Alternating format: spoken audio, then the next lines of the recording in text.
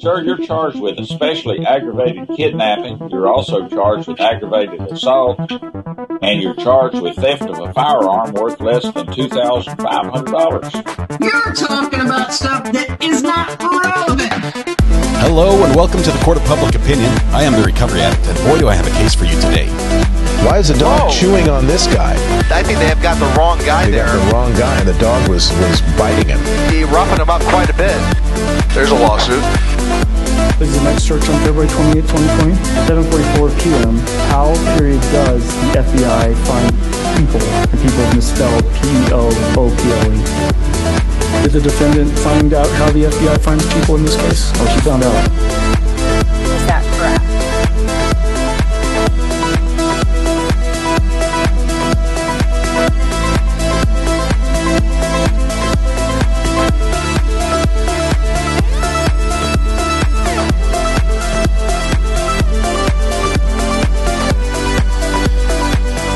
Alrighty. Let's fade that down a little bit. I like it on this fader better than on this one.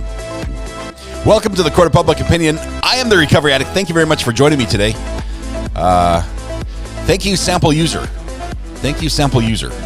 For coming in with the reassurance and the positive words first thing in the morning. I guess that's the default message when I load up the machine. But Kim R was actually first in chat today. Kim, congratulations. Repeat offender, habitual offender, if you will. Kim, the internet is all yours today to do with as you will. We know that what you will do with it, though, is keep it running, because that's what you've done every other time you've won. And we appreciate that. We really do. Thank you very much. Wow, I feel like I didn't sleep at all last night, but I did. I slept quite a bit. Mary Tedeschi, thank you for the 4 months of support. Thank you. That is awesome. Let's see. Holly has a birthday on Sunday, but no RA at the weekend. Danny, we need to figure out how to resolve this. Yeah, we're not going to do a Sunday stream, but possibly we'll have to either sing on Friday or Monday. I think that's the plan. Friday or Monday. Let Holly choose. Does anyone have a birthday or anniversary today? Let's see. Seeing what else we have. Does anyone? Another beautiful day. It might be a birthdayless day. Pickles, lawn, lumber, Rob. Okay. Yes. I don't know. Were you guys on the member stream last night? Send someone with Rob? with more experience. With Rob last night, where he deviated from his norm, where he does not share a lot of his private life on his YouTube channel, which I can commend. That is awesome. But he broke the news that he put a ring on it. A beautiful couple as well. Shared a beautiful picture there. It was incredible. Congratulations to Rob and who is it? Mischief Manager? Is that the name? Mischief Manager? I love the name. Congratulations to those two. That is just awesome. So Rob's live last night was amazing. I caught part of it after the podcast, and it was really, really neat. Congratulations to him. I'm so excited for him. That's awesome. All right. Where are we at? Glitchy glitch for you. Vicky, oh no. Is anyone else having glitch issues?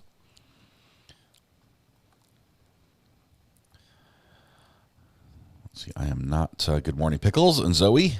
Good to have both of you, the cat and the dog, names in chat here. Jules is taking morning drink orders, so I guess she's running to the store for everybody. Good morning. Let's see. Well, there goes my lawyer crush. Congratulations, Rob. That's awesome. Rob got engaged. Yes, he did. Robert McNamara sends a super chat first thing in the morning. Thank you, Robert. Appreciate that very much. That was really cool. Really, really neat to see. And had a little trip. Okay. Oh, buffer. Okay. Krista's sister, Kim, and nephew Derek have birthday today. So we have Kim and Derek. I have a document I keep on my screen that has everyone's birthdays. And then I occasionally close it and lose everything. I'm not sure why I keep track of it if I accidentally get rid of it. Okay. Angela Angelo has a 7-month anniversary, and it is the anniversary of Pearl Harbor, the date that will live in infamy. That is today. Our thoughts go out there. This is a moment of. It was a very poignant moment for the nation. I think when the announcement came that Pearl Harbor was under attack. Lost a lot of good people, and our thoughts are with them. 6-Volt Bus says, one more rotation and I'm going orange. Yep, I squandered another perfectly good milestone chat. 11 months, 6-Volt, you are almost there. Orange is the new yellow, so it'll look awesome on you. Britta Aller says, couldn't start off my day better than spending time with friends. Fabulous space to be with wonderful people. Thank you, Britta. Appreciate that. Wonderful, and you did a great job owning the internet, by the way. Let's see. And that's why we entered the war, yes. It took something like that to get us in. Did he race it? Where's it on, Rob? It's on the members only live stream. He does some members only live streams, and it was his talking shop. So he was out in the wood shop, just talking. And if you watched the Nerf gun part, that was hilarious as well. Can't wait to see the video of that taking place. Let's see. I think today would be my 8 months if I wasn't gray. Reverend Beasy, we'll see if we can get you in green. It'll happen. Oh, Selena, I'm sorry for your family. Sad day for your sister. It's her anniversary. Her husband passed away in September. Oh, I'm sorry. Fun and Funky says it's my birthday tomorrow, but I'll be out when you start, so can I have an early happy birthday? We'll put you on there. Ooh, cops just lit somebody up right outside our house. Fun and Funky. We'll sing to you today because you're not going to be here for tomorrow. Good foresight there. So we have 3 on the birthday list so far. Fortunately, you look awesome in gray. Good to know, Reverend Beasy. Cold and 33. Oh my goodness, it's 34 up here. So I've got 1 degree on you. Okay, I'm going to need that blanket. I think Mrs. R.A. has it, but I'm going to need it today. Cherie, as soon as you get used to it, just know I'm going to go back to the other way, whichever it was. If you get used to me with facial hair, pretty soon you'll be like, hey, what's that scruff on your chin? And then you're like, hey, it's starting to look okay. I'm okay with the beard. And then, boom, it's baby face again. Snowing in PA. It is cold. It's cold. Winter is coming, as they say. All right, we've got to hurry and get some stuff done because court is going to begin right away. The jury's going to show up, and next thing you know, boom, Bob's your uncle. So let's see. Let's get that there. Reset that. Audio from the courtroom working. All right. So if I say I'm getting used to you without the bushy eyebrows, does that mean they'll make a comeback? The eyebrows, eyebrow, depending on how you view them, they just are what they are. Any good cases on the horizon? The one we're following right now, we're on day 2 of this case out of Clayton County, Georgia, which is going to be a doozy. It's got some good stuff. It's got good camera angles. It's got good audio. It's got a citizen's arrest. It's a traffic stop turned deadly. Pursuit, citizen's arrest, altercation. It's going to be, and we've got some spiciness in the lawyers. Some, one of those defense lawyers that everyone loves to hate, but he's doing a really good job. We've got all that in there, so we're coming there. Let's see. Melissa says, I went back and found the meth lab call, and my comment was on the screen. Yeah, so everyone's going to rewatch that, Melissa. That's funny. All right, we're going to, let's see. Run into a doctor's appointment, throw an AirPod in and listen. We have people who listen. We have people who watch who are I don't know the politically correct term. Not the politically correct, but the sighted or unsighted. People who are blind. That's how I knew it growing up. But people who don't have vision, or whose vision is such that watching something is not much of a benefit. Who participate audibly only. So welcome to all those as well. Angela said, this is the most genuine channel on YouTube. I'm very thankful for that. Love this community and love you, Recovery Addict, for being you. Thank you, Angelo. There's a lawsuit. Unfortunately, with it being genuine, you get what you get. And that's all I can offer. But it is good to be here, and a wonderful morning. Bothered you with the chat about trying to reach you last night? No, you didn't. You didn't bother me at all. I don't think we connected, though. He's the guy. Adam Nusky has to eat his shoes. Well, let's do that after the birthday song. So we need to warm up. I have not warmed up yet. La la la la la la la. There we go. There's not a lot to the birthday song. It's not like it requires a huge range, so we can just go with it. We'll just go with it. What do they say in the movies? Screw it, we'll do it live. Here we go. Hey, we're gonna sing to Kim, Derek, and Fun and Funky. Everybody now. Happy birthday to you. Happy birthday to you. Happy birthday, Kim, Derek, Fun and Funky. Happy birthday to you. Kim, Derek, Fun and Funky, all three of you, have today's a happy birthday. Have a happy birthday. That's it. I messed it up 3 times. Happy birthday to you. Hopefully, the fact that you're spending it here instead of getting free pancakes at Denny's ends up being a good thing for you, and we provide something that makes your day just a little bit better. That's what we're here for, and hopefully we can do that. So thank you. Happy birthday, Fun and Funky tomorrow, a little in advance, but we'll include you today as well. Okay, KES and SC says, explain the comments about so-and-so should be here in blank minutes. If you type !late in chat, the bot will respond by calculating how long we've been live and assume that you just showed up. And so it will then say whoever types the command should have been here this long ago. It's just a fun little thing where people can walk in late and announce they're here and then get recognized, put on the roll officially.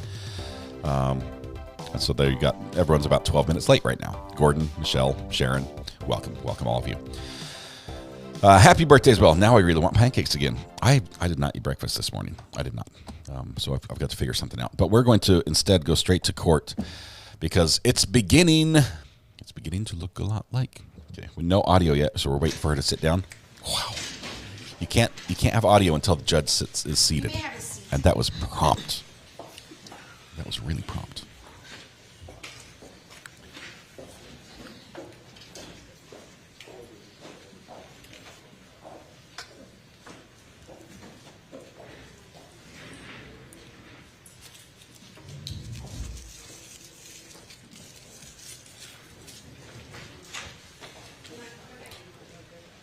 We've got to work on the audio here, so we'll get that going.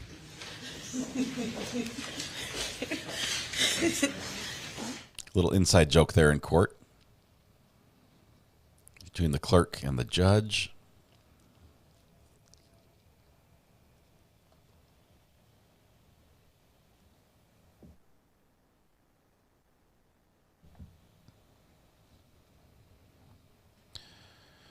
All right. Anita, let me check the email. I did not check my email late last night, so it probably came through.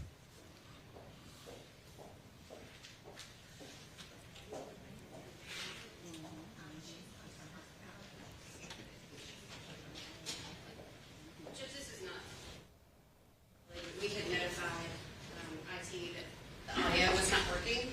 So we did that during lunch to request assistance. Did you get a response?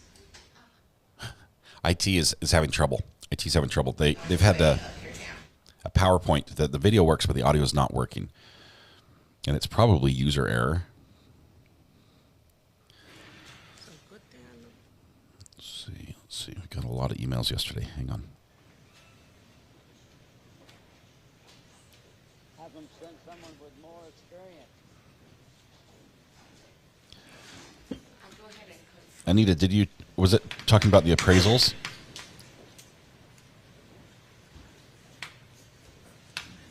Yes, No, that wasn't it. So.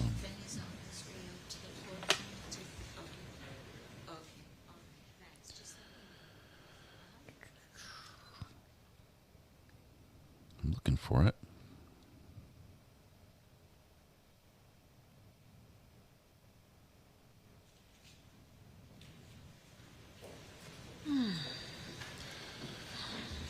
A little yawn from the judge. What is that on her desk? Is that like a blender with an egg in it or something? Or is that a drink? No, hang on. I'm getting a phone call. Just 1 second. Hello? Sorry. Hello? Why is this? Hello? It's not picking up. I'm sorry. I'm sorry, Your Honor. Try again. The call just did not go through. Have them send someone with more experience. All right. We have a pink box. Look at this. The evidence box is beautiful. It really is. It's pink with bling handles, like a little chrome handle. Because he's the guy.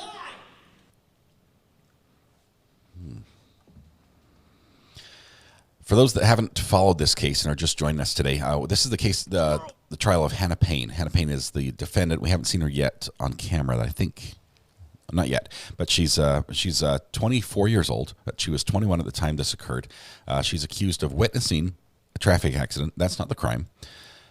And then the person who caused the accident, Mr. Herring, drove away from the accident.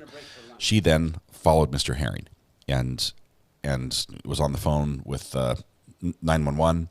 911 said, go back to the scene of the accident. Don't follow him. She continued following him, stopped him by pulling in front of his vehicle and confronted him. And there's the defendant right there. She's walking in right now. She is out on bond. That's why she's released. She's out on $220,000 bond. That's her. Anyway, she blocked in.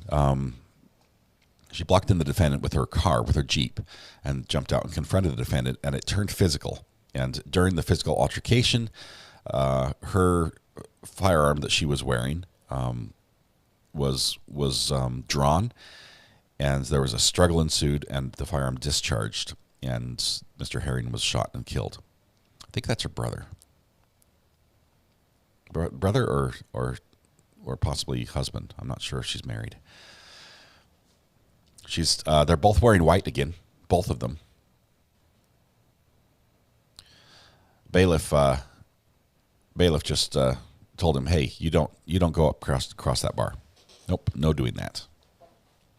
Which is sort of weird because she's out on bond. They're allowed to talk normally, but not during court.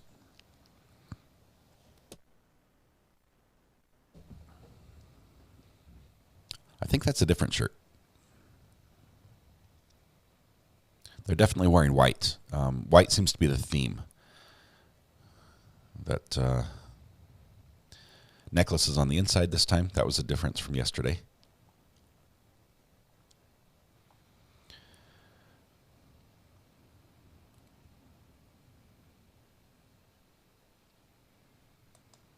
Oh, Anita.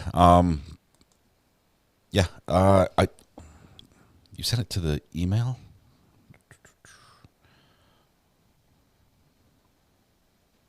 I'm not seeing it in my email, so it might have got filtered out. Let me check. Okay.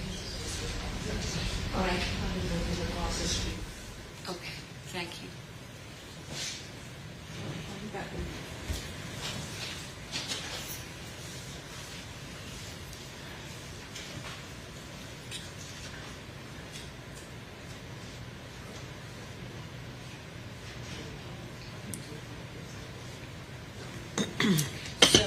Chief Assistant and ADA Hunter, Benny's not here, Crystal is not here, so they're looking for a substitute IT person to come in to assist. We tried to check it ahead of time, but we could make it pull up, it just wouldn't make any noise. We're on like the fourth string tech support. Kim, I don't mean to put you on the spot, but you're next. If the person can't show up, I'm going to need you to run down to the courtroom real quickly. The estimated time of arrival for Attorney Tucker is the next 3 or 4 minutes, so I am going to step off. Hopefully the IT person will get here just to see what this is yesterday. What am I doing? And what we can do, I mean, I know you have to give a charge, there's 2 openings, and then... So, So that happened. Just 1 second here.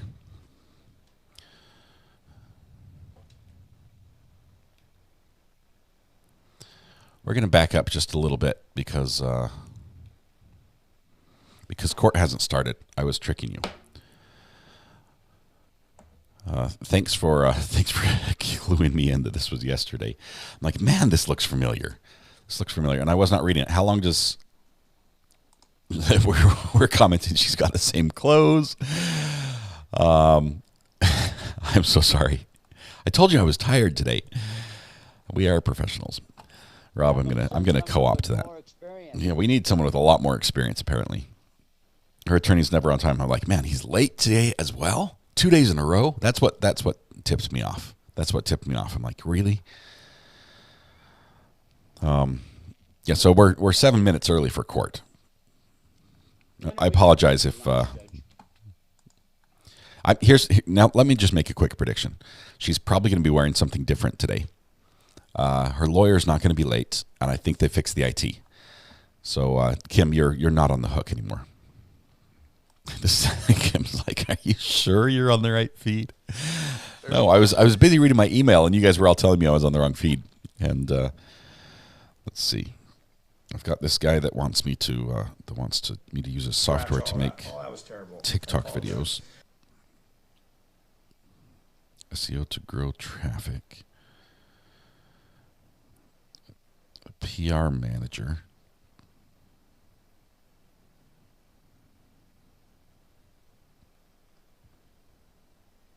Have them send someone with more Hang on. experience.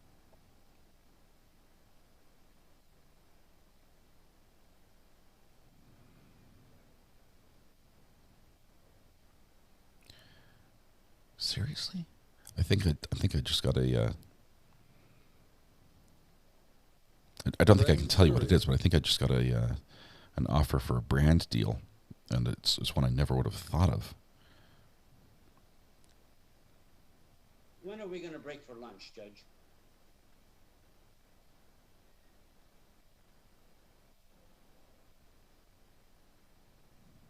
You're talking about stuff that is not relevant. It's food related. I can tell you that.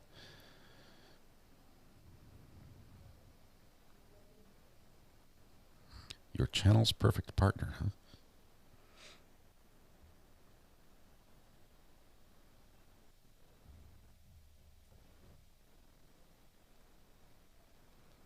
I didn't know I was getting all these business opportunities. It's not Pickles. It's not Pickles. Squirrel. I didn't realize. Apparently I passed a threshold that I was kicked back, taking it easy. that puts me on people's radar. Because now I've got all sorts of people asking to be reviewed on their channel. VPNs are asking for this.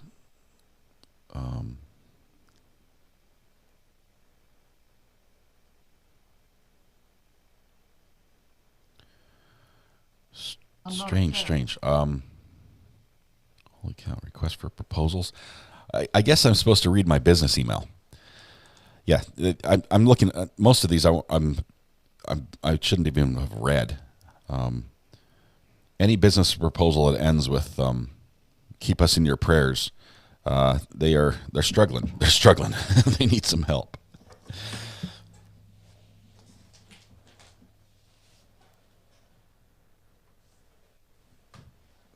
Okay, we'll get this figured out.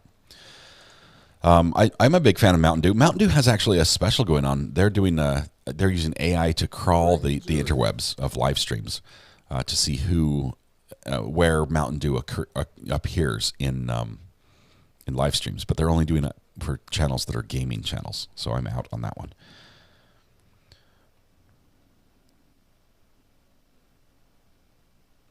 Oh, let's see. Hang on. Personal hygiene products. What do you guys think? Am I the face of personal hygiene on YouTube?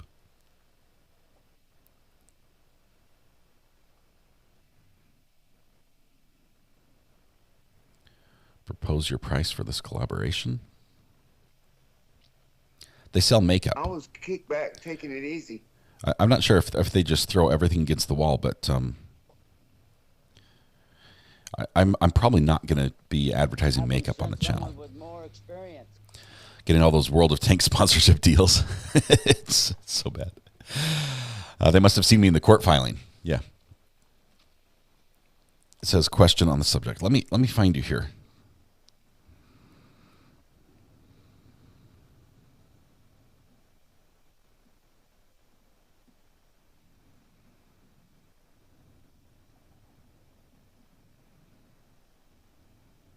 I'm not a cat. I'm not seeing it. It did not come through. At least not yesterday.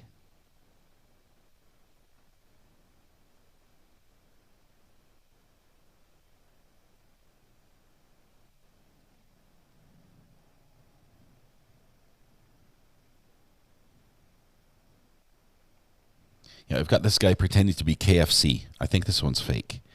He's pretending to be Kentucky Fried Chicken. Okay. And wanting, we're more than fast food. It's a daily narrative woven through the irresistible aromas and flavors of our dishes. Yeah. The email he's coming from is a post.cz email address. Whoa. We're just cycling through all the cameras. Yep, they're working. I like that seal. I like the other seal. And I'm gonna get whiplash. I guess that's the indicator that the court's about to start. Attention, attention. Somebody sat on the buttons. So yeah, that one's out. Earning opportunities by selling makeup online. Potential collaboration opportunity. Let's see who this is.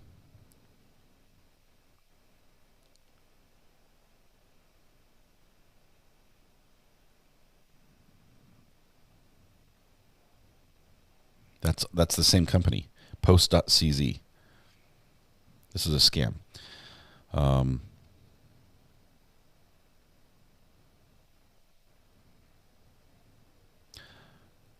Here's this one. How's this for a business proposal? Imagine you have a company and you'd like to find a YouTube content creator to partner with to advertise your product. Ready? Dear team, how do you feel today? We want to discuss our collaboration. VPN. You had me at dear team. Please send more information. Yeah, I think all these are out of it.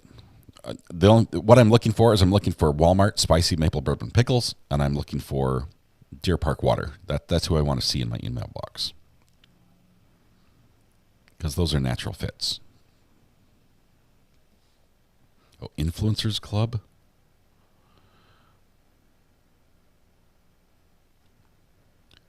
I have a goal of helping creators like yourself in the process of attracting brands and doing e-commerce. Clearly, I've already attracted all the brands. Thank you, Eva, for that. Home warranties. No.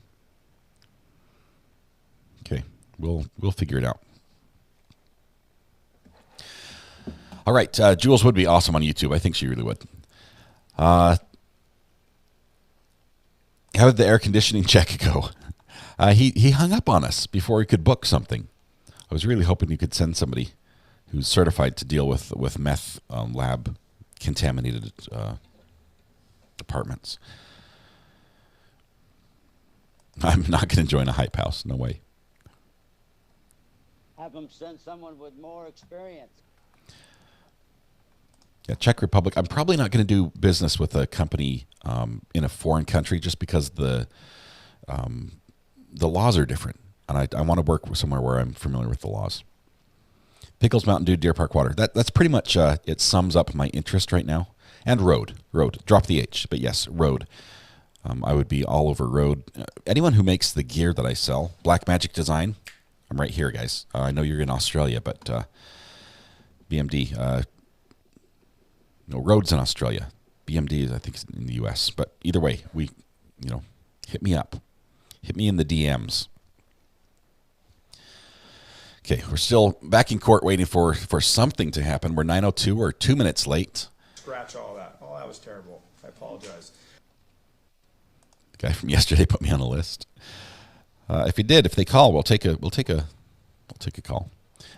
I'll have to ask you this now. If I get a scam call, should I pause the live stream and take the scam call, or should we only take scam calls if they happen to call during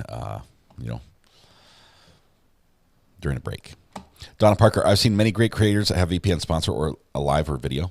I'm okay with that because we have, honestly, Donna, VPNs would be a good fit. A lot of people who watch this watch from overseas or want to watch things overseas, and VPNs enable you to access material as if you're in that country.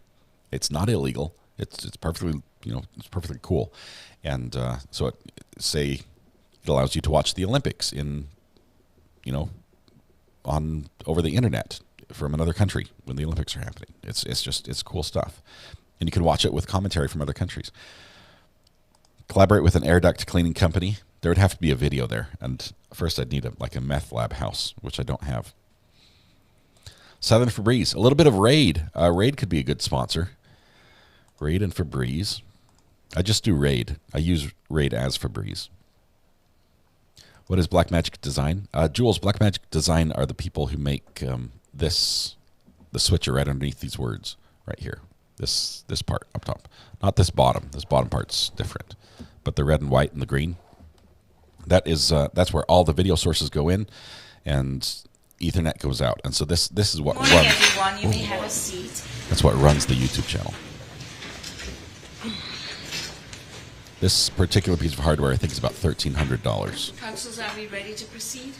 Yeah, but we do have a couple of things that we would like to discuss prior to bringing the jury in. Okay, and a bench conference? Or It's fine on with the me. record? On the record would be preferred. Okay. I may approach to get an exhibit. Different outfit. Oh, coordinated tie with a shirt. That looks cool. You're welcome. We are going to request a slight alteration to Defense Exhibit number 2. This exhibit was displayed on the screen and was therefore displayed on the media that is recording, and it contained the witness's driver's license number, his telephone number, and his home address, and he has received multiple phone calls because his telephone number was displayed. The news outlets have agreed to blank it out from what they have already, but we would request that we are allowed to just blank out his personal information on Defense Exhibit number 2, and that any future statements that are put into evidence that we are able to just redact that information. I don't believe we showed that. So that they're not getting phone calls. Attorney Tucker? That's fine with me, Your Honor. I've got a black marker. I can black it out. I apologize. I was not accustomed to being on the media and put out there for the public. And we're not blaming the defense at all. I mean, we didn't catch it either. So it's not a fault thing. It's just, can we just pay more attention going forward? We didn't catch it either. So certainly there's no objection from defense. We can go ahead and redact all the personal information and any other subsequent statements that may be introduced into evidence.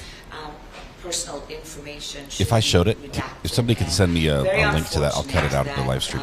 Officer Robinson has received, well, hopefully they're all positive telephone calls, nothing negative. So he didn't feel positive about it. That's all I can say.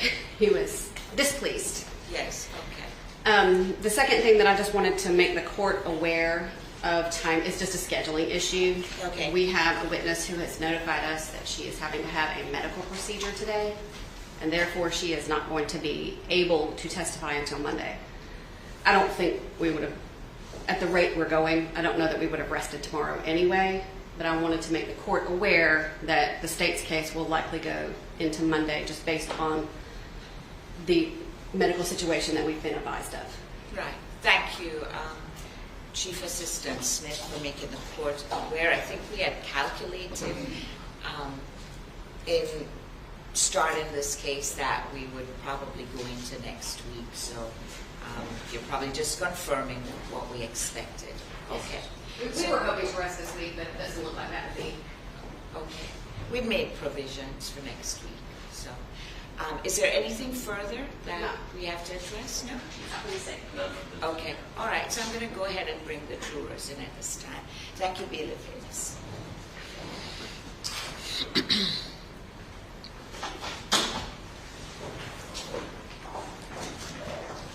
Looks like fewer people on the defendant's side today. Gentleman who is all in white is not there today that I can see. I do see the color coordination between the tie and the defense attorney, which is always neat when they can coordinate like that. What exactly is the defendant charged with, please? Okay, so this gets big. Really, there are a lot of charges because lots of things are against the rules, and the way she did them, they're charged several times. So even though there was only one death and one firearm, one discharge of the firearm, there are multiple charges. Malice murder, felony murder, aggravated assault, felony murder while committing the offense of false imprisonment, which includes unlawful detainment, and possession of a firearm, 3 counts. Our case yesterday, and at this time, the state is going to proceed to call its next witness. The state calls Christy Supperer. Heard Christy Supperer.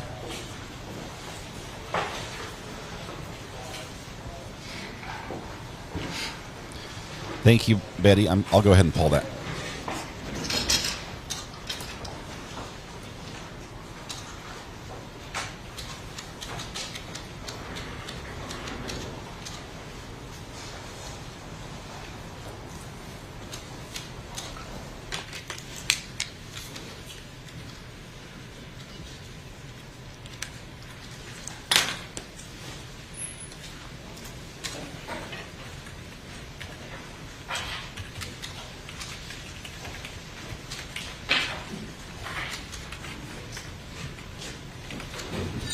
If you would please raise your right hand. Do you swear or affirm the testimony you will give before the court in this matter will be the truth, the whole truth, and nothing but the truth, so help you God? You can take your hand down. I'm sorry, sit down too. Yes, you may do that. You'll just make sure you're speaking into the microphone so everyone can hear you. If you would please state and spell your name.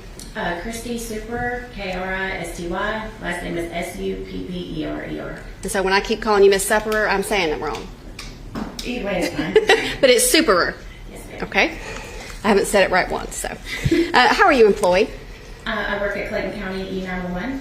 And what is your job description? I am the Training and Professional Standards Supervisor. And how long have you worked in 911? A total of 20 years. I've been with Clayton County for over 7. Are you familiar with how 911 calls come in to the call center and how they are kept and maintained? Yes, ma'am. Tell the jury a little bit about that, please. So our calls have to be kept on file according to state records for a number of years, and then they have to be made available if someone requests them through open records. And only certain people can access the records. And when a call comes in, how is the call recorded, and how does that start? As soon as we pick up the phone, the call starts to record. And the recordings that you obtain from someone who calls 911, are those recordings kept in the ordinary course of running the 911 center? Yes. And is there any ability, either during the call or after the call, to alter or change what is recorded in any way? No. In this particular case, on May the 7th of 2019, did the 911 call center receive 2 911 calls from a person by the name of Hannah Payne? Yes. And were those calls recorded? Yes. And were they maintained in the ordinary course of business? Yes. Are 911 operators given any training as to how to address or talk to various calls that come in? Yes, we do have training. They train before they go out to the floor to take calls. They train in the classroom. We have different protocols that we use for different situations. And so if a 911 operator is giving instructions, would that generally be part of what they were trained to do? Yes. May I approach the witness, Judge? Yes, you may. I'm going to approach with what has been pre-marked as State's Exhibit number 4. Do you recognize State's Exhibit number 4? Yes. And did you initial the envelope that contains the disc indicating that you had had the opportunity to listen to State's Exhibit number 4? Yes, ma'am. And the disc that is labeled as State's Exhibit number 4, does it contain the full content of 2 911 calls placed by defendant Hannah Payne in this case? Yes. Your Honor, at this time the State tenders State's Exhibit number 4. Yeah, presuming that once it starts, it does have acknowledged the 911 call. She remembers no objection. Okay, so I should without objection. Thank you, Judge. Permission to publish? Yes.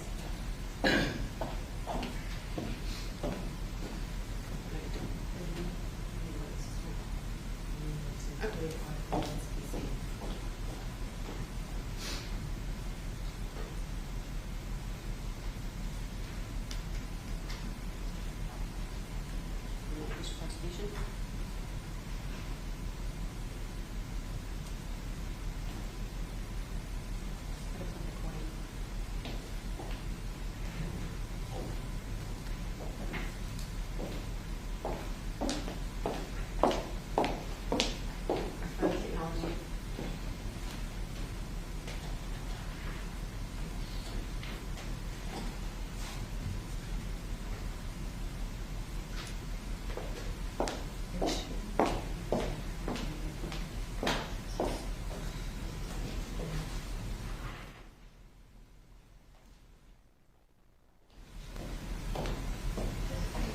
Give me a second. I'm trimming this out of the video from yesterday.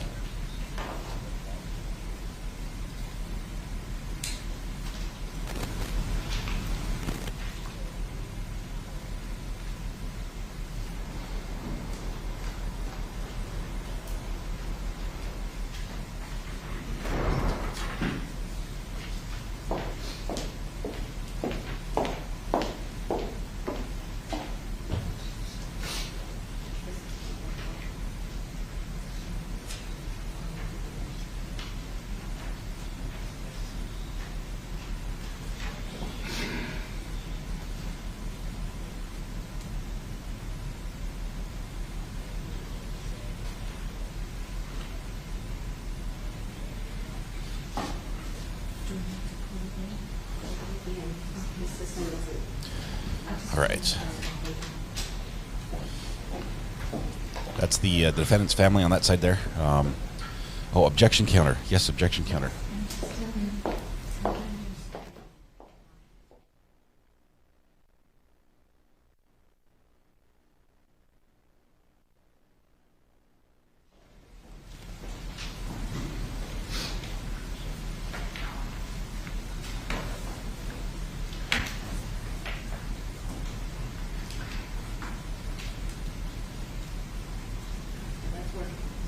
It's showing that, right? It's just ours that's not correct. We're at 5 objections right now, but we'll get it on the screen here in just a minute. I need to find my son took my iPad.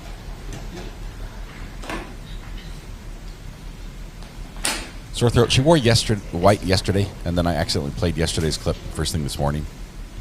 She did not just run out and change this morning.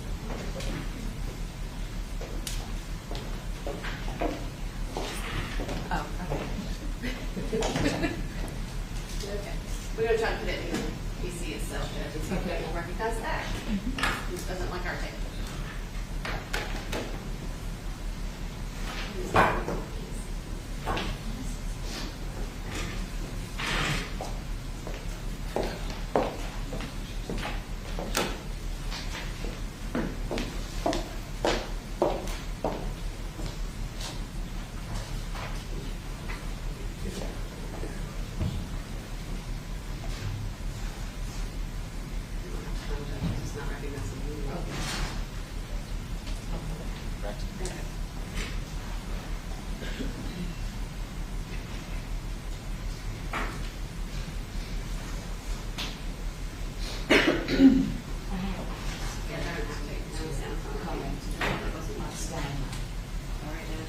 You know, we tested it all yesterday.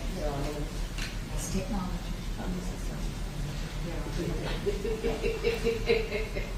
All right, our IT professional in the uniform is out there. You will. She's attempting. All right, we'll try. some reason it does not have It's not going to make the sound that we need. It's a sound. I'm told our IT person's on.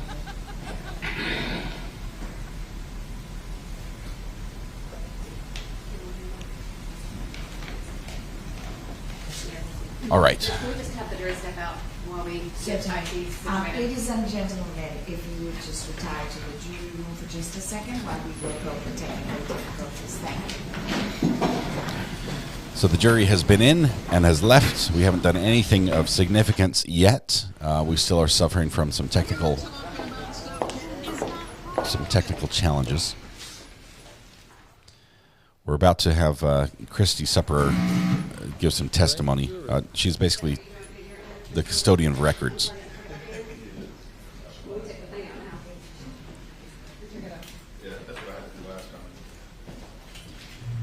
Have you tried turning it off and on again?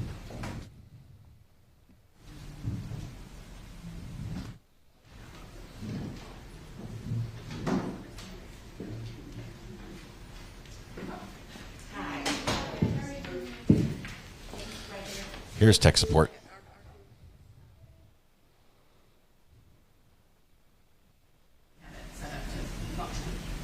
And it did work yesterday.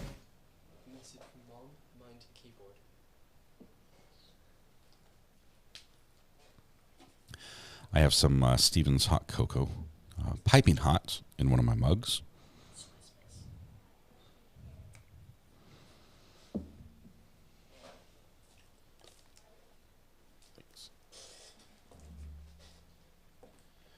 So now we're good to go.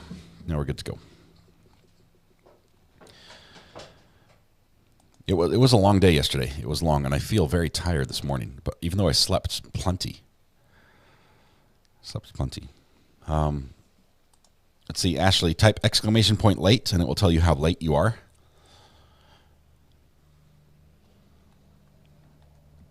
I think you're only about 45 minutes late or so.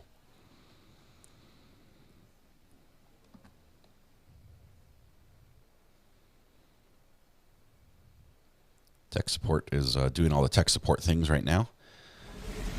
Probably an ID10T error, ID10T.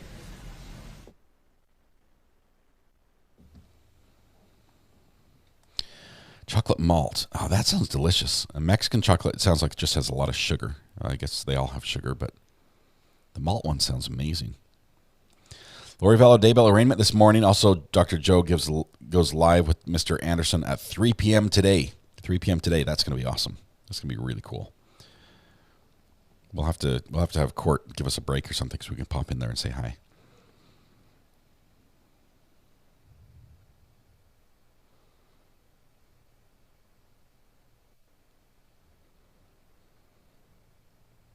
Tech support earning their money. This is why they get paid the big bucks to be on call. Pickles and Zoe the Cat just gifted a membership. Congratulations to Honey 2800. Congratulations and thank you, Pickles and Zoe the Cat and Dog. When you're talking about Vallow Daybell arraignment, you're talking about Arizona, right? So Idaho's done with her. She forgot her IT hammer. That's the next thing. You hit it with a hammer if it's not working. Prissy, yeah, you're right, and you're also wrong, Prissy. There's some interesting facts. Initially in the car accident, the defendant was not involved in the car accident. She was just a witness. Then she pursued the gentleman, Mr. Herring, and stopped him. And after she stopped him, he did attempt to leave while she was at the side of his car, and in the process, he struck her vehicle. So there was some contact with her vehicle, and that happened before he was shot.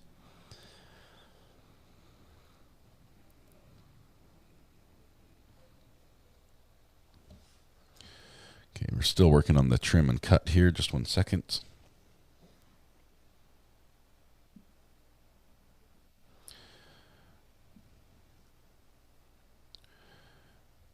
$328.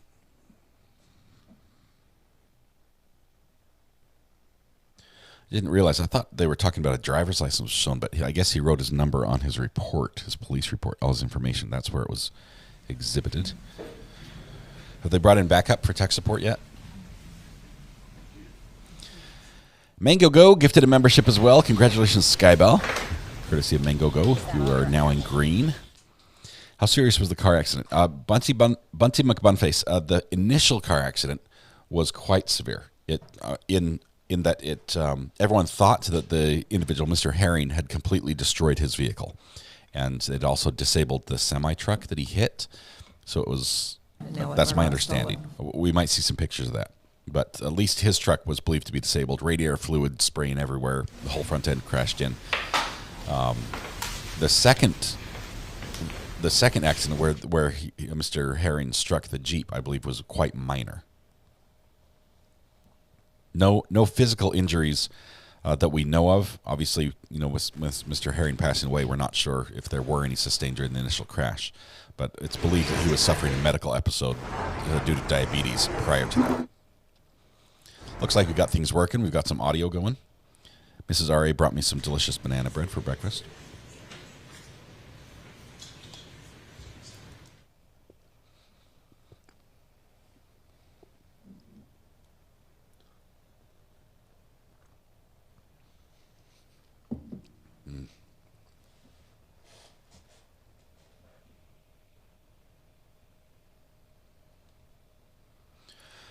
The banana bread mixed with Stevens hot cocoa is heavenly. There should be a new flavor, chocolate banana bread, in the Stevens hot cocoa lineup. Indy Cindy, missed your 6-month anniversary. I am sorry. Was it an anniversary message, or is it like, let's see. I apologize. Indy Cindy, congratulations on 6 months. I see your yellow courthouse by your name. That is awesome. Thank you so much for your continued support. I'm sorry I missed the message. It scrolled off my screen too quickly. I will do a better job watching for those. Fairly serious accident. No one was hurt. That's the initial indication. And because Mr. Herring was asked if he was okay, and he indicated that he was. But at the same time, he was also not okay and didn't realize it. Had deja vu of Maya's trial. Courtroom looks similar. Yeah, very similar layout with tables and all. Look at this. Weather Watch, my wonderful, wonderful friend and podcast partner. 11 months. Time flies when you're having fun. Thank you, my friend. Thanks, Thomas. Appreciate that. For the Pickle Fund, says Pickles and Zoe the cat and dog. Thank you very much for the super chat. And Jamie C. I always forget to check this free chat thingy. Yeah, check down on that button. You might have a free chat just waiting for you. Congrats on the 7 months, by the way, Jamie C.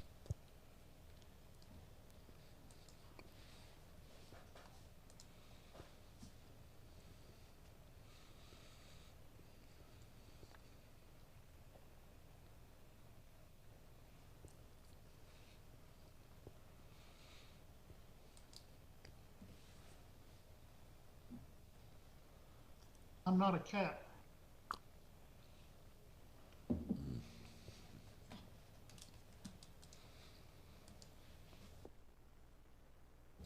JBA said, I had one. I got a message right here, 6-month one. And Alley Cat as well has a 4-month message. Cool, I have one too. Well, now you don't, you guys. So if you were saving them for something special, I hope this was it. Natalie O, me too. Everyone's finding the button. Thank you, Natalie, as well, for your support. And Michelle's Mixed Media Madness. I never knew to look for free chats. They pop up every month.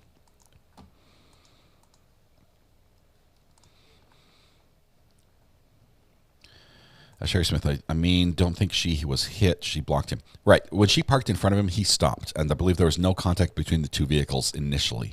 She got out, confronted him at the side of his vehicle. While she was there, that's when Mr. Herring started going and hit the Jeep. Let Cali Girl, speaking the truth, Mrs. R.A. is the best. Yes, he did pass away from his injury.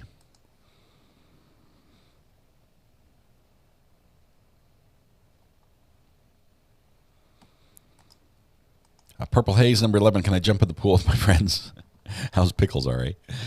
I will tell you, yesterday, as it was like time to go to bed. We're turning off all the lights, turning off the Christmas lights outside, winding down for the day. And what's the defendant doing? Is she working on tech support too?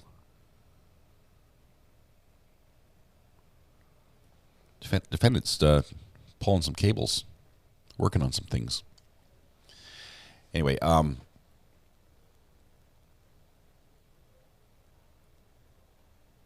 they have DVDs of their own. I'm turning off all the lights, and I check the doors to make sure they're locked and everything, and the alarm's engaged, and the cat. I look out the back door, and the cat is like right up against the glass, and it's like meow, and I just like glaring, big eyes, and I start walking away, and it like gets up on all paws, like didn't you see me type thing. I'm like, so I asked my daughter, who was still awake, I said, did you feed the cat? Because she loves to feed the cat. She wants to be the one that does it. And she's like, yeah, I did. We can go check again, but I fed it. And so I grab the food, and I go out there, and I call it, and it's like a lightning bolt. It zips around the house out to the front porch. And interest in the food bowl is full. It's got all the food there, but it wanted to be pet. So I go and sit down on the swing, and I'm not even sat. Like, my butt has not even hit the seat of the swing, and it's already jumped up on my lap. Claws engaged in shorts just to hold itself in place. Just wanted to be pet. So I spent about 10, 15 minutes out there petting the cat. When you stop petting the cat, it nibbles on you. Not like bite. It does not bite. It's softer than any dog ever nibbles on somebody. It's just like, hey, I'm still here.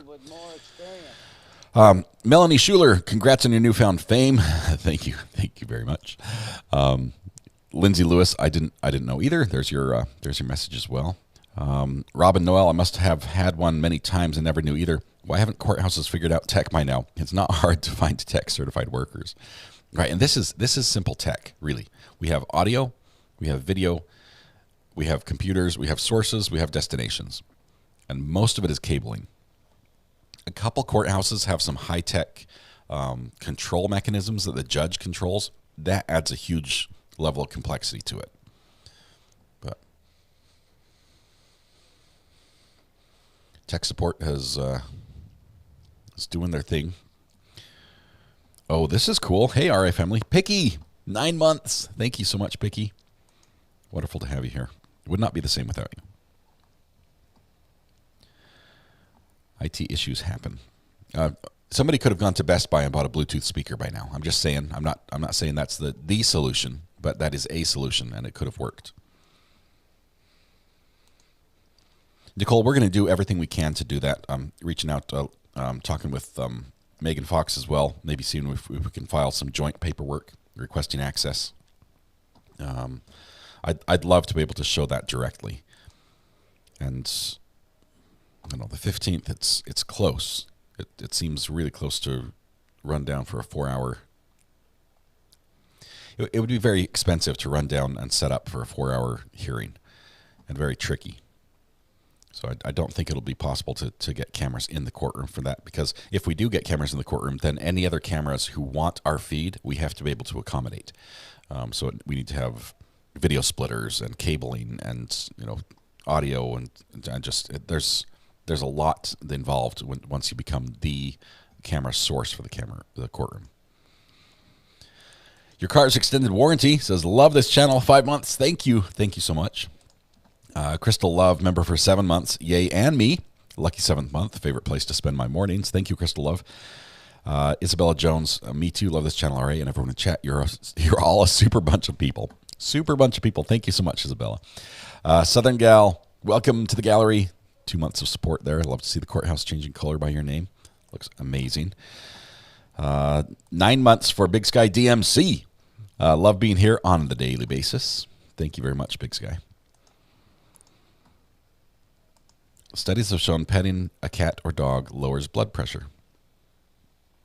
Petting a cat lowers blood quantity.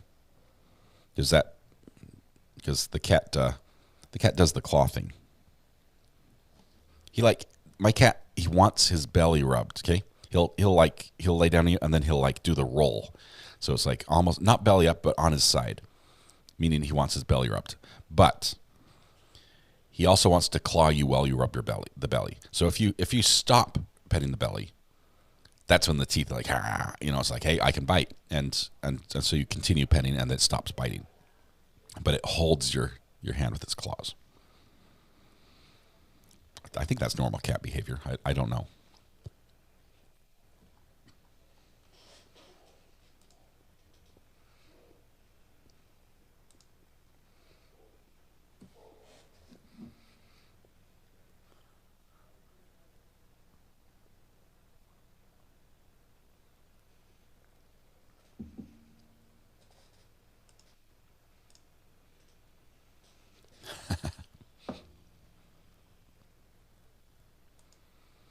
I haven't seen any comments from him. Don't know if he did. He might have just been saying that to go along to get me to buy his vacation. Kevin, you haven't really missed much. We've had tech issues for most of the morning. We have a witness on the stand right now who is the keeper of the records as far as 911 calls go, and we're waiting to play 2 911 calls from the defendant. And since then, the jury's just been waiting and holding. All the cat people in chat are nodding in agreement, says Debbie. Let's see. Katie said, Recovery Addict, yesterday you brought up Kip from Napoleon Dynamite, and it made me laugh because my dad looks like an older version of him when my niece and nephew thought so too when they were little. I bet I could throw this football over that mountain. That's a fun show. I love some of those crazy shows. Between Oh Brother, Where Art Thou, Napoleon Dynamite, and Monty Python and the Search for the Holy Grail. I think those are some of my favorite films ever. Buenos dias, ¿cómo estás? Bien? Welcome, Avemos. Good to have you here. 6 months of support. Thank you. Matthew Harris. We're approaching our paperversary. Matthew, thank you. I think we need to actually request an in-depth video from you, Matthew. I realize today's your video drop day. But this case has citizen's arrest as one of the elements. And we've got a lot of questions because that's fairly new for most of us. I think you've actually got a video out there that addresses that, if I remember correctly. Maybe I'm thinking of something else. But if you don't, there's a suggestion to get a citizen's arrest one. And welcome, my friend. I appreciate you. Can I buy Stevens hot cocoa at Walmart? I'm not sure if Walmart carries it. You can buy it online. It's ridiculously expensive. Some Food Lions will carry the small containers, but I will say if you find somebody who has a Costco membership, what you should do is pay them, and then have them order online and have it shipped to your house, because Costco will ship it for free to your house on their membership, and you get the big container at the bulk price, and it's a win-win. That's how I would recommend to do it. I can send you a link on Amazon, but you end up paying about 4 times the regular price for it if you order through Amazon.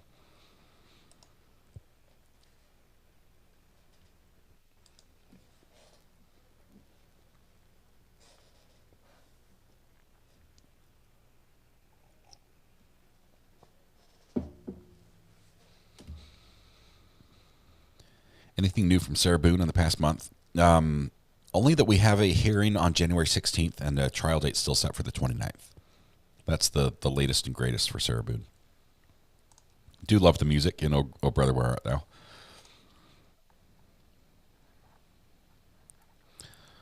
I am a man of constant sorrow. Let's see. You have to spend $70 or more to get free shipping. Well, that's generally how much I buy. When I get hot chocolate. We buy like a year's supply. Kevin, member for 9 months. It's been a fun ride so far. Glad to be part of the crew. Thank you. Thank you very much, Kevin. Glad you were a part of the crew. IT is still working. Ooh, IT is on the phone. IT has got tech support on the phone. This is not a good sign, guys. When IT has to call for backup, it's looking bad. At this point, I realize they're trying to fix the existing system. It's a good courthouse. It's a new courthouse with some good tech. But at this point, I would be looking for a replacement or something that will work in place of the existing system. that you can usually get working, and then while that's working, you can troubleshoot the other one.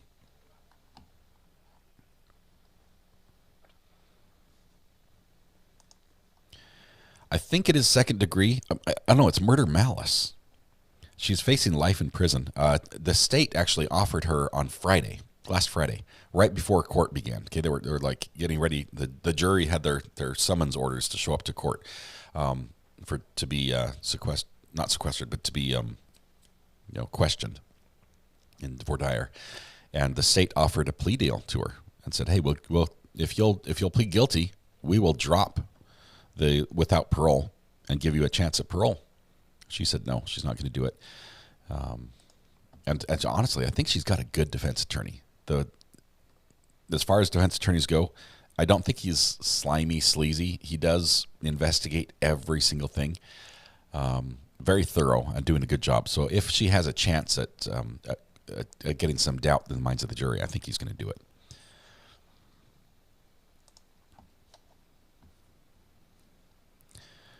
Yeah, Taylor, this trial has been delayed after delay after delay. We're already saying that it's going to go into next week on the state's case in chief. So we won't have the last witness from the state until probably Monday, if things go a little faster. Yeah, this IT person has no idea that that we're all seeing what's going on here. And the defense attorney has the tech they need. Right, didn't he play something already? Somebody, I thought they already played something this morning. Kim, is this one on you? Or are you on the phone with the tech support right now, Kim?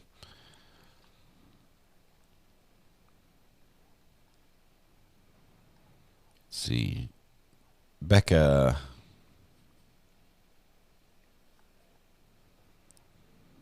Welcome, Becca. I thought you said you missed something. I can't see what it was.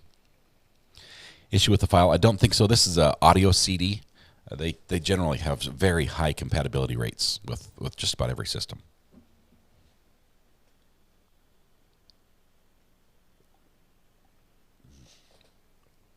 It's so good, guys. It's so good.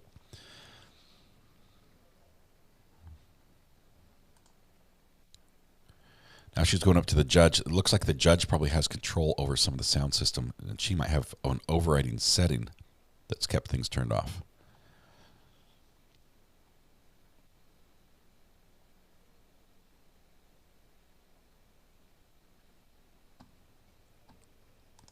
Listen to learn. It was good talking to you the other day. Guess you're not ready for YouTube. Might do a podcast.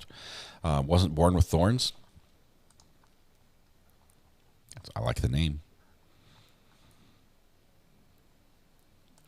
Lindsay has her 2 cents. I wouldn't be shocked to find out that Hannah had ambitions of becoming a police officer or something. All of her behavior is so overzealous to me. She seemed to be a willing participant in it, but I don't know if we'll have to hear how the facts come out, because we've heard 2 different stories, very different stories of the same event. Steal your heart, Susan. Welcome to the gallery. Look at that yellow courthouse. Looks great on you. I like your attorney. I think he's poked some holes. He did. He poked some holes in the prosecution, especially because they put up a big, huge display of the accident scene. And it was the final accident scene. And they had the witness testify about the first accident using that. And it didn't even appear on the screen or on the display board. And he jumped all over that.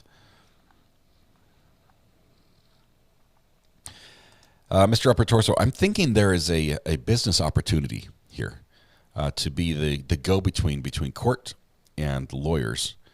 I'm thinking Mr. Reyes has the right idea to be a court advisor and run the tech.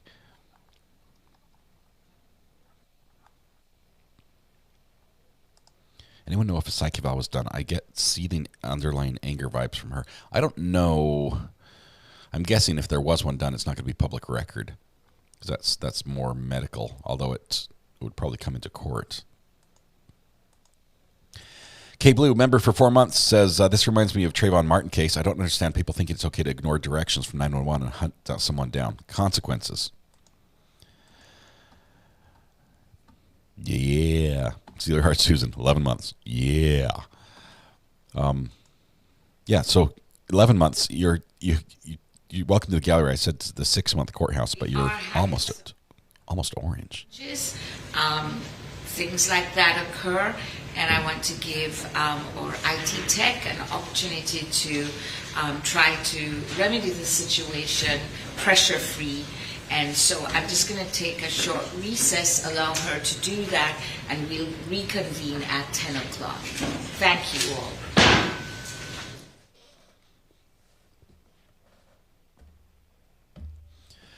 We have a 15-minute break. 15. We're breaking for lunch right now, apparently. I thought I was going to get to eat my last slice of banana bread, but no. Apparently, we're supposed to not watch IT work. If we're breathing over their shoulder, they can't function properly. Have them send someone with more experience.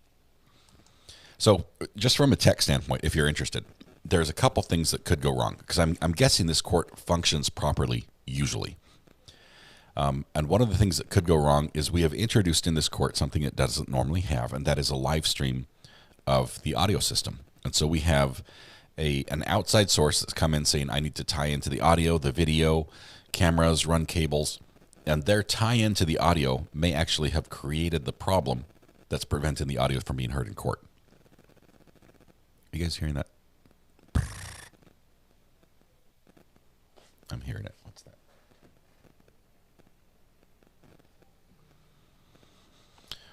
I've got a digital bug somewhere.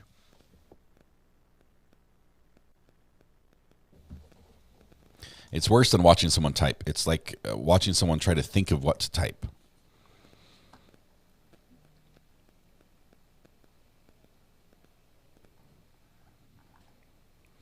Hope we get an interrogation with Hannah. If she felt justified, she might have cooperated with cops. But if she didn't, I think she realized right away that she did wrong.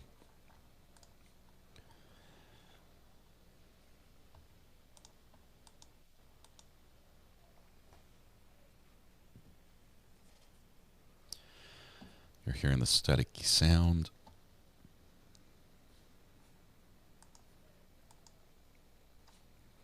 Okay, so tech support. Tech support 101. I'm going to train you guys how to be a tech support. First of all, if you have to replace something, always start with the cheapest item first, and then work your way through replacing items to see if you can solve the problem. When at all possible, swap out individual pieces to see if they work in another scenario. If you have a cable that's not working, put it on a cable tester, see if it's a good cable. If it's a good cable, check the source. Feed the source into a different destination. Does it show up there?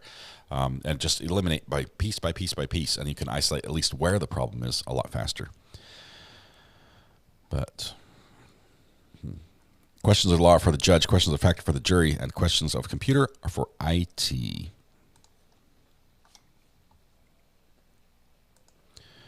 Husband's a mechanic, same applies there. Replace the cheapest thing first. Lisa, 8 months of support. Happy to be here as always. How is Pickles the cat doing with your cold snap? Loving the heated cat house. I can tell you that. Loving the heated cat house.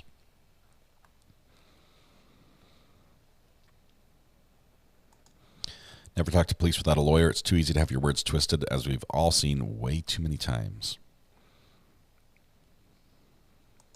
I'm not going to ask for consultancy fees. I'm just going to ask for carte blanche access to all court audio and video. I think that's a fair exchange. Turned off and back on again. Is it plugged in? Check the cables and connections. That's 99% of it right there. I think she turned it off and on again initially. That was the first thing she did.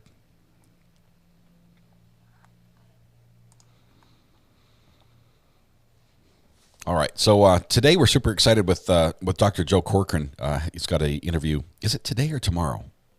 Let me double check. The interview with Greg Anderson. I think it's today at 3 or tomorrow at 3. It is December 7th, 3 p.m. today. So that is really cool. That is awesome. He's already talked to Nick Whitney. Now we get Greg Anderson. and that would be a lot of fun.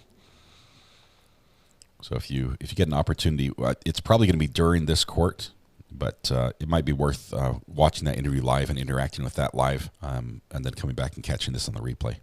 I sent you an email of a screenshot of witness information if no one has already.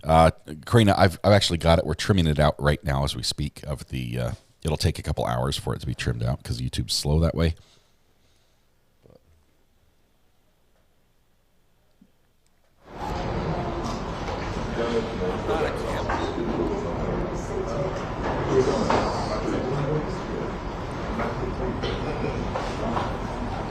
Got audio from the courtroom.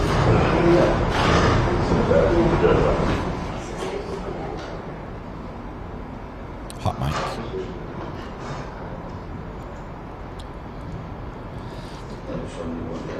Jermaine down. I wonder if she'll take the stand. Juries like to hear the defendant's justification in their own words. Here's what I'm worried about. She's fairly young. I think it could be problematic if she takes the stand as well, because I don't know. It takes a level of experience to be able to not fall into a trap on cross-examination. Audio-video failure in the court should be classified as a felony. Capital punishment, first offense, right, Ed? Today is Pearl Harbor Day, Remembrance Day. Yes, it is, December 7th. Thank you very much for that, Steve.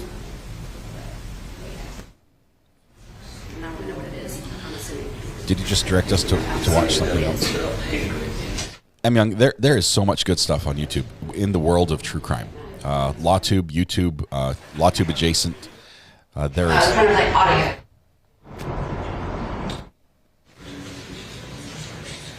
And so, yes, there are sometimes I do direct you to channels other than my own, even while I'm live, because I don't want you to miss something that's really good. And I do support a lot of other creators, even ones that are creating and producing content at the same time I am. So there's room enough for all of us on the internet, and I think we collectively we can all do better if we work together than if we fight each other. I have to move my drink. I just got spilled it.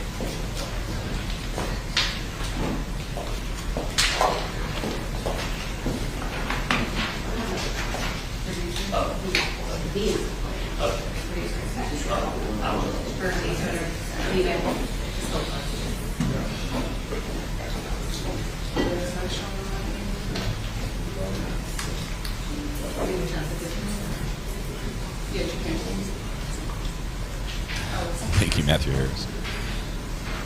Speaking of other great creators on YouTube, Matthew Harris, can you give us I might have missed it, can you give us a rundown of what video is going to drop today? What your latest video is?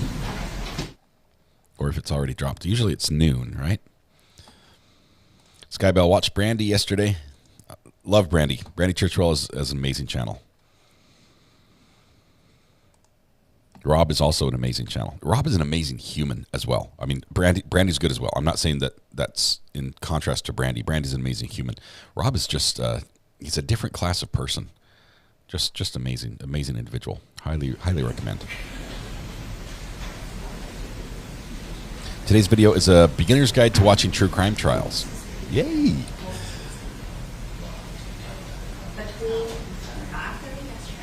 I can tell you, hopefully, Take Notes is on there somewhere. Take Notes. Ash Axiom gifted a membership. Thank you very much, Ash. That one went to Lauren Farmer. Congratulations, Lauren. Brandy's case is wild. Yes. I was watching last night when Rob announced the news with Mischief Maker. That is really, really exciting for him. Peter Tragos, also right up there in the top. He has fabulous hair. What can I say?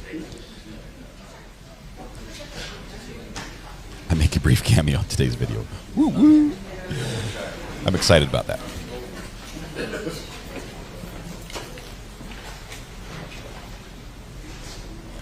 Rob is a gentleman. Ian is amazing. Kurt is a genius. We've just got amazing stuff. Rob did announce on his members only last night that he's engaged, and he shared pictures. Got pictures of the ring. Well, it was pictures of the ring being worn. Yeah, so big Rob news. And also, warning: you don't want to get in a Nerf fight with Rob because he's got things up his sleeve. Dr. G is amazing. We love Dr. G. We'll have to do something again with Dr. G here soon, and his wife. We'll get his wife involved somehow. Just a fun couple as well. Mary Tedeschi gifted a membership. Thank you, Mary. This one went out to Listen to Learn. Congratulations, Listen to Learn.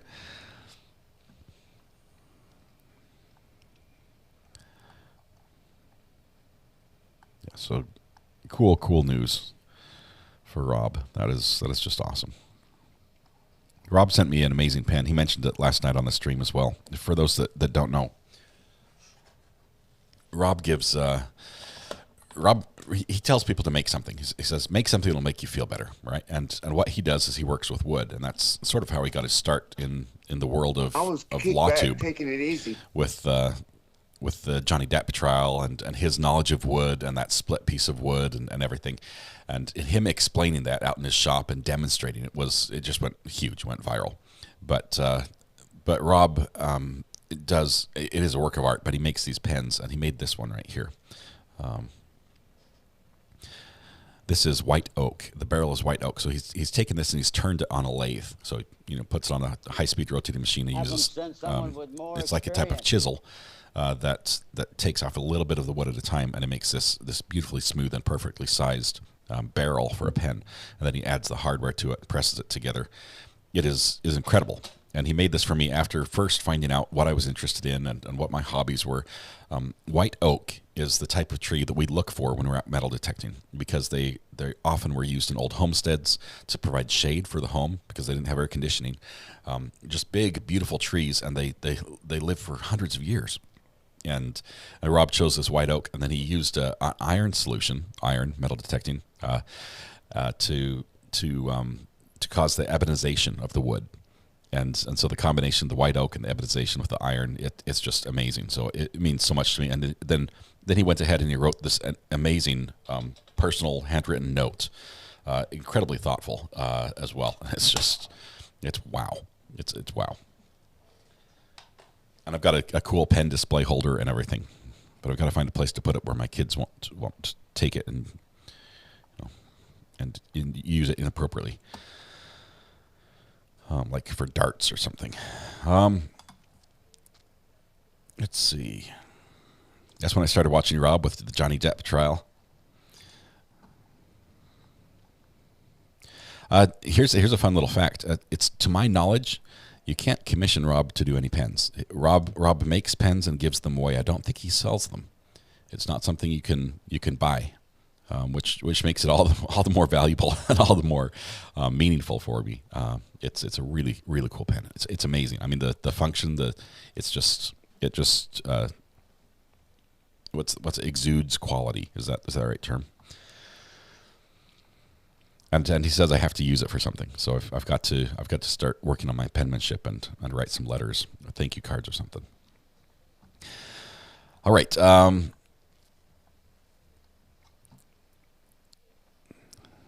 He did, and she's adorable. They're the cutest couple. There was a picture of them on the beach. I think were they in St. Augustine? Is that where they went? Where he popped the question? She thought it was just for a little trip, and it turns out to be something more. It was really cool. All right, I found Rob through you, and now I love his channel. And he does such an amazing job. What I like about him, he can get spicy. I mean, if you get on a hot button for him, he'll tell you what he thinks about it.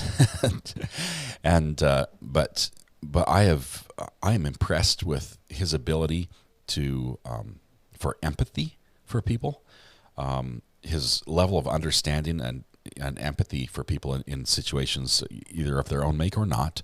That it's just unbelievable. Just amazing ability to connect with people on a very deep level, very quickly.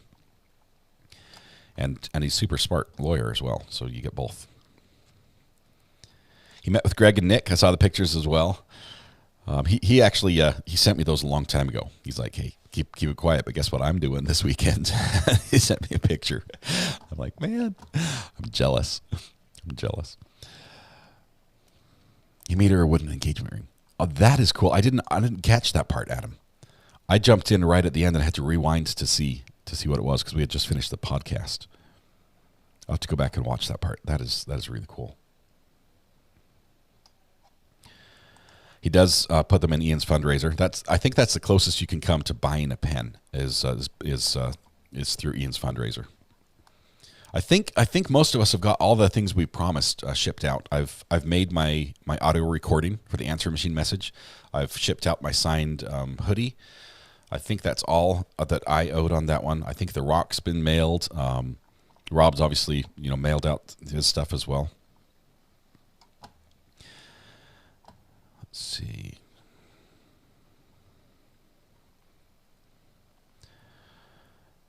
He reads people really well too. He does. I will tell you that he has a level of wisdom in his decisions that's not accidental. He doesn't just accidentally make good decisions. He can look at a situation and see ramifications for choices down the road, and he's been very helpful to me in advice and stuff he's given me as well. Okay.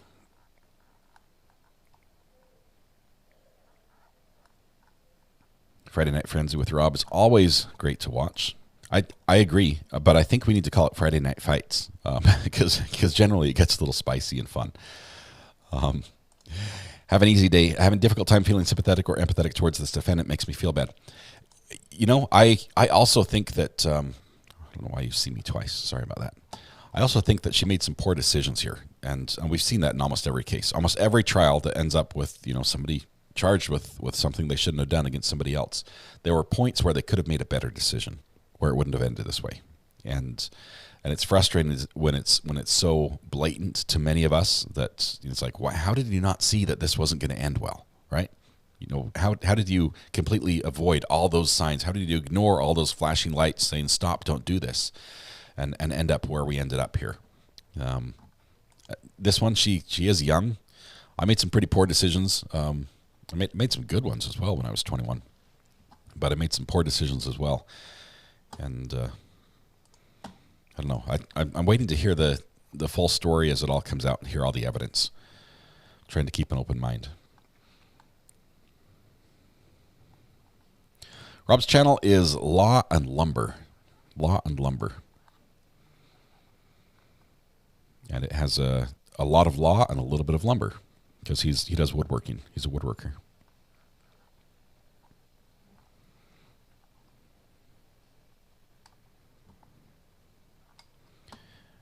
Bet you get invited to the wedding. Will you ask Rob if he can live stream it for all of us? Rob is a very private person. I'm actually surprised that he shared what he did yesterday. So I would be very surprised if he wanted to share much more than just a couple pictures from a wedding. But of course, if he approached me and wanted me to live stream something for him, I would do it in a heartbeat. Only fights when maps are mentioned.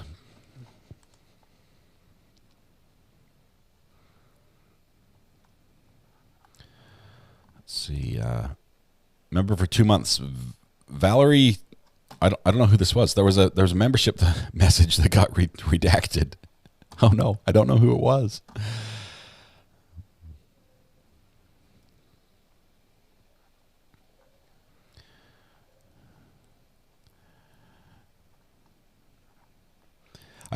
I know a lot of you have said some things about this defendant and that she looks angry.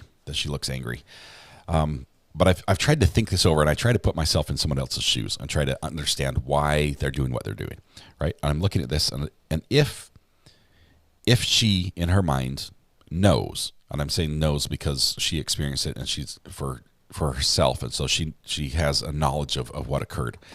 But if she knows in her mind that she is not guilty, and that this went down exactly the way she's telling the story, and that the state is trying to pin something on her that's different than what happened, wouldn't that make you frustrated?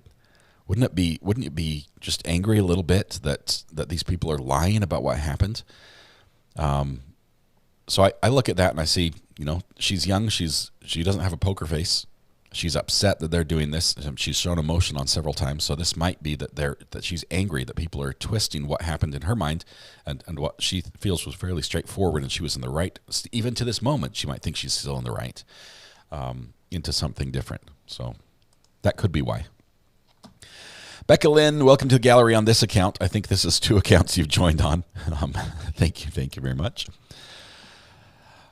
Lori Vallow in court today.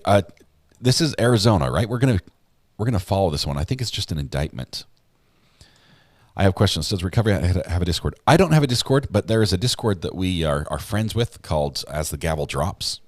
And if you type !Discord in chat, a link will pop up that will steer you over to their Discord. They do a great job tracking. They track not just my channel, but many other channels as well that they're friends with. And they track all sorts of true crime cases. They've got a huge document section with everything from calendars to court documents and everything in between. So highly recommend. And a lot of the fun people you have here on this channel and you run into on other channels, you'll find over on that Discord as well.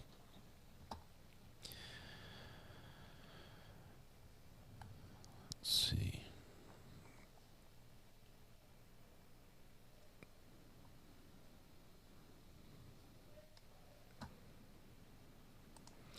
Georgia murder laws are tough. It's life in prison. That's the minimum.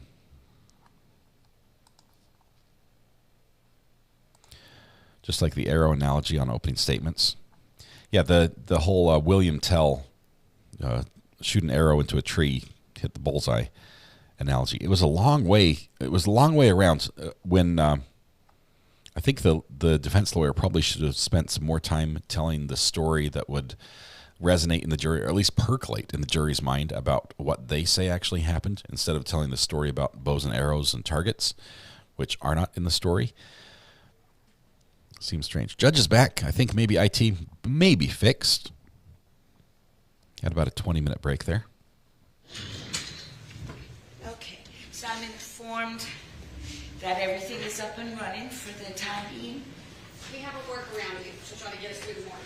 Okay. It's not kind of ideal that We have a workaround. Figure out how to get these calls played and the next witness's calls played. Correct. And I'm informed that when we break for lunch, they'll be able to work through and do the updates for us. One of the vicissitudes of life. Okay. Bill, if Ernest, we can bring the jurors back in. Is your witness still here? Yes. Okay. You can have a seat.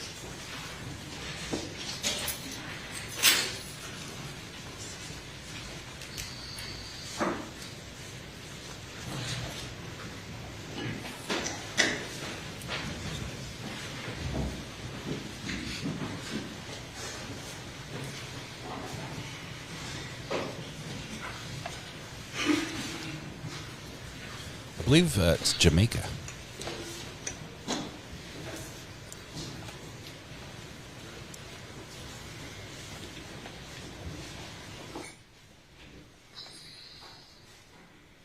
You may be seated. Thank you. And thank you, ladies and gentlemen of the jury, as you were patient enough to allow us to work through the technical difficulties. We're up and running, and Attorney Chief Assistant, you may continue.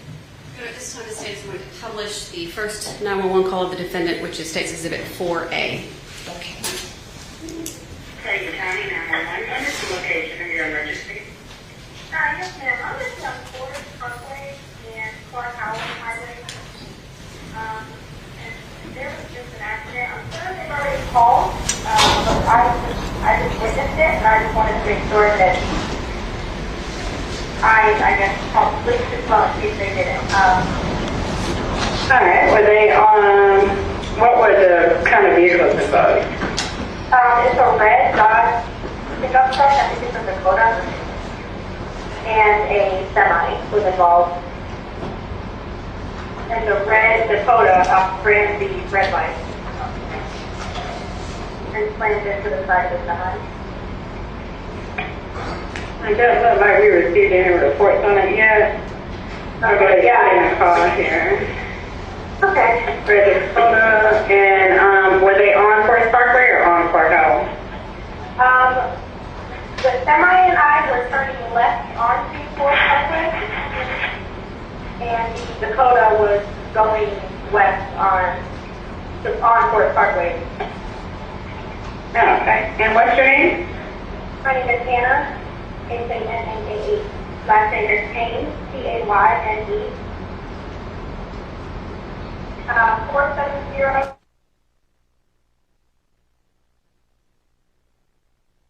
We'll get someone out there and try to assist them. Okay, thank you. Thank you. Bye-bye. And based on your review of State's Exhibit number 4, were you aware that the defendant then made another phone call from that same phone number to 911 a bit later? Yes. Okay. We could publish State's 4B. County 911, what is the location of your emergency? Yes, ma'am. I'm on Clark Howell and Forest Parkway, the intersection. I actually called about 20 minutes ago for an accident, and no one has showed up yet. But I emergency mentioned that the guy that caused the accident, who ran the red light, is drunk, and he's gotten back in his car, and he's looking like he's trying to drive away. Okay, can you get his tag number? Hold on, he's driving away. It's a red Dodge Dakota. One second, hold on.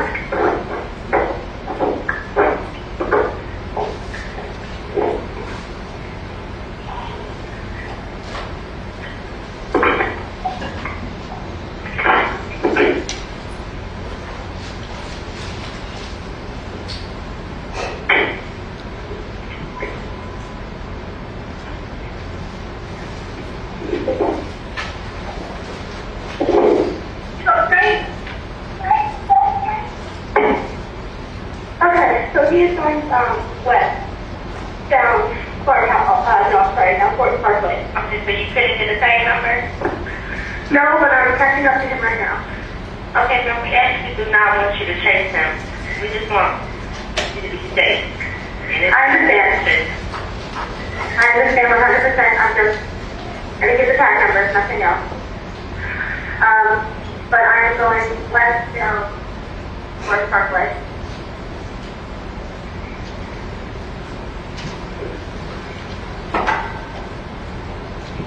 And almost up to him. I mean, his radiator is busted and everything. I honestly have no idea how he's driving his truck. The way that it is.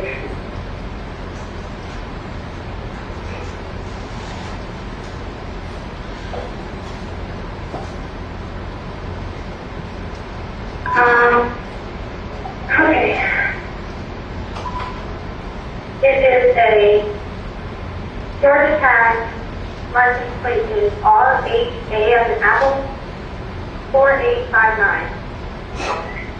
So if you can go back to that location where the incident happened, it's because someone is actually on the way to you as a sound. Okay, well, there's a police officer there, but he is drunk. I'm sorry that I'm here to tell you I'm not going to follow him. Because he is going to cause another accident. So I won't stay behind him until an officer can get to us. But until then, I'm not moving. Yeah, no, that's what I want. I want you guys to go back to the location where it happened, and an officer will be out there momentarily, okay?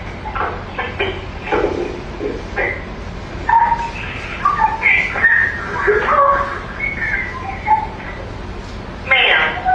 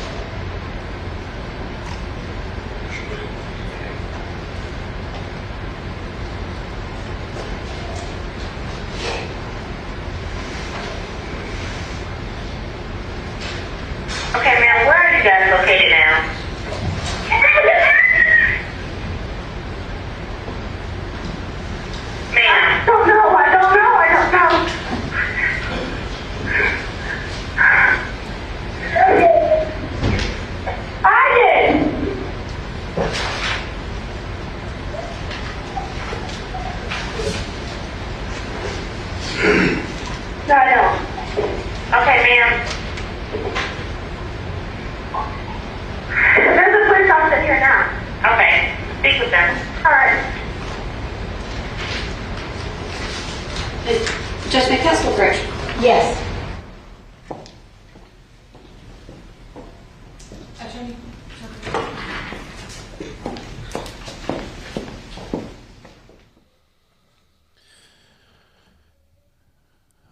Interesting. The prosecution asked to approach. They're currently giving the presentation, so I don't think it's an objection.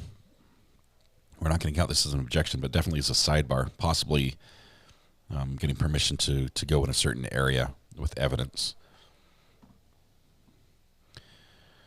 A couple things. First, it's hard to listen to that. It's hard to listen to an altercation knowing what's going to end at the end of it, and it's also that was difficult to listen to because the audio is poor.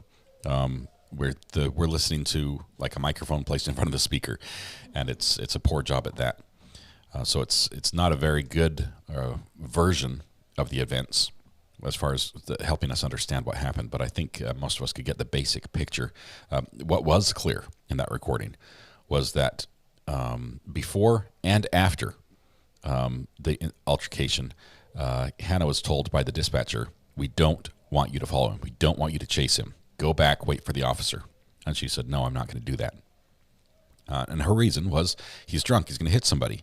I'm going to follow him. I'm going to stay behind him until, the cops catch up and they can stop him. That's her reasoning that she verbalized over the phone. But she was the officer, the dispatcher telling her to do that. That I don't believe that is considered a lawful order by a police officer. It's in my understanding, I don't think a dispatcher telling you to do something is the same as a police officer telling you to do something. So if somebody has a dispatch friends that can verify, are they post certified? Do they have? Do they carry that same authority?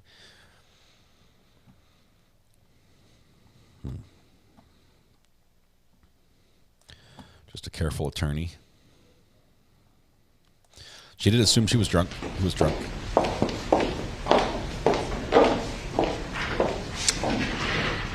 And so, Ms. Super, when you hear what we could hear from the call when the operator is giving instructions of go back to the scene, do not follow, do not chase, things along those lines, would that be consistent with what the 911 operators will be trained to do?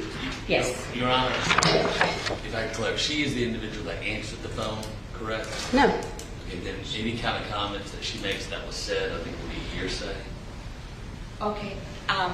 Your response, attorney? Judge, it's not hearsay, the recording is already in evidence. We also filed a notice of business record, which she testified to a business record, which is the exception to hearsay, and we put this defendant on notice that we were going to tender these 911 calls under the hearsay exception of business records.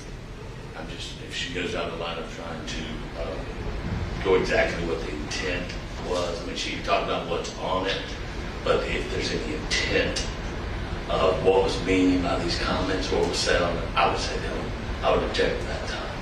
Okay, so I'm going to overrule the objection because when she was qualified as a trainer and as a supervisor, and the testimony that she's given is consistent with what the training would be. So I will overrule the objection. Thank you, Judge. And again, not asking why you think a particular person said something, but are those types of instructions that go back to the scene, don't chase, don't follow, things along those lines, are they consistent with the training that is provided to the 911 call takers? Yes. Okay, thank you. And Judge, we have no further questions of this witness at this time, subject to our request at the bench to republish the 911 calls once the audio in this courtroom is fixed and everyone will be able to hear it. Okay. And during the bench conference, I did indicate that I would grant the request to republish so that everything that needs to be heard from the tape can be heard. So once, hopefully, by lunchtime, the issue will be resolved and we'll be able to republish it. And there'd be no objection from the defense. Correct. We'd like to use it too. Attorney Tucker had no objections to that. Thank you. So the record will reflect that. All right, if you could say your last name again so I don't miss it. Super. Super, okay. And you stated there that there was training that was given to talk about not to chase or to stay back. When was this training given? That is our training that we go by whenever we hire new employees. They go through an academy and a classroom, and it's usually 3 to 4 weeks before they start taking live phone calls. And the employee that took this call, how long have they been working there? I'm not sure. You're not sure? Okay. But you're sure they took the training, correct? Yes. Okay. And based on your hearing this call, have you ever sat as a 911 operator? Yes. Okay. And as hearing this call, it sounded kind of calm compared to a lot of 911 calls, correct? I wouldn't say that. You wouldn't say that? You didn't? So you're saying that 911 calls don't have people that are excited yelling, or? They do, but you just never know, when you pick it up, who's going to be excited or who's going to be calm. Okay. So based on your experience as a 911 operator and hearing this audio, you're saying that didn't sound very calm, the interaction back and forth? Both the first and the second, at the beginning of the second? Between the operator and the caller, yes, until the end. Okay. So and in the training that they get, if an individual says, hey, I'm hopping into my car to go get a tag, and that's it, they're told to say, our policy, what we learned is not to chase, and say it one time and not say anything else? We tell them that they can do it if they feel safe to do so, but we don't want to do anything to put them in danger nor the public. So being on the other side of the phone, how would they know, how would an operator know if somebody's going to be safe or not? If you're following a car going down the road during rush hour, I wouldn't think that would be safe. Okay. Would the level of their voice or intensity of the voice give an impression, as when you were a 911 operator, would that give you an impression that it might not be safe or it might be safe? The voice that we use? Yes. We are supposed to be calm. Oh, the voice, I'm sorry, let me clarify. The voice that you hear coming in on the 911 call. If it's more excited, would you, as a 911 caller, believe that it's maybe not as safe versus a calm conversation? No, we have people that call about a dog being in their yard that are hysterical. So you really can't gauge how somebody is versus the way they're speaking. And so you stay calm no matter what? Okay. And in this particular one here, as the conversation pursued, she said, I'm going to go ahead and get the tag, and it was stated that, the policy is not to be safe. We want you safe. You heard that, correct? Yes. And then you didn't hear anything else until she gave the tag number, correct? Correct.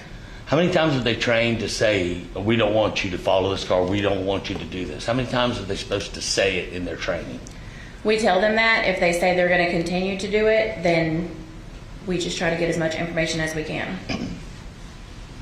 So you're saying that the policy is to tell them not to follow or not to chase, but to be safe. But it's not to reiterate that or come back and say, hey, our policy is this, don't do that. We would tell them not to do it. One time, two times, three times? And then we're listening to get other information, because a lot of our information comes from hearing what's going on in the background. So how effective is it to tell them don't chase if you're waiting to get information from them? We tell them not to chase, and then that's on them if they do chase. I don't know what the difference is between telling them once or telling them 5 times. Okay, help me understand. So it's a policy for y'all to say it, but it's not a policy to try to force them not to or try to convince them not to? It's our job to take the call and put the information in, and what a person does on their own will is what they do. So it's a policy to protect 911? We told her to go back to the scene, which is in our policy. After getting the tag number, correct? If they can safely get the tag number, we'll take it down for the officers. I'm specifically talking about this audio here. Yes. It was after you got the phone number the tag number that you said, okay, now I'd like you to go back to the location, correct? Or the individual on the 911? I thought she told her before. Okay. Before she got the tag and then after. Would you like me to refresh your memory? Sure. Okay. We'll play this again. And just number 2. Or better yet, I do have the transcript. Okay. County 911, what's the location of your emergency? If we could just hold that up. I'm on Clark Powell in Forest Parkway, the intersection. I actually called about 20 minutes ago for an accident, and no one has shown up yet. But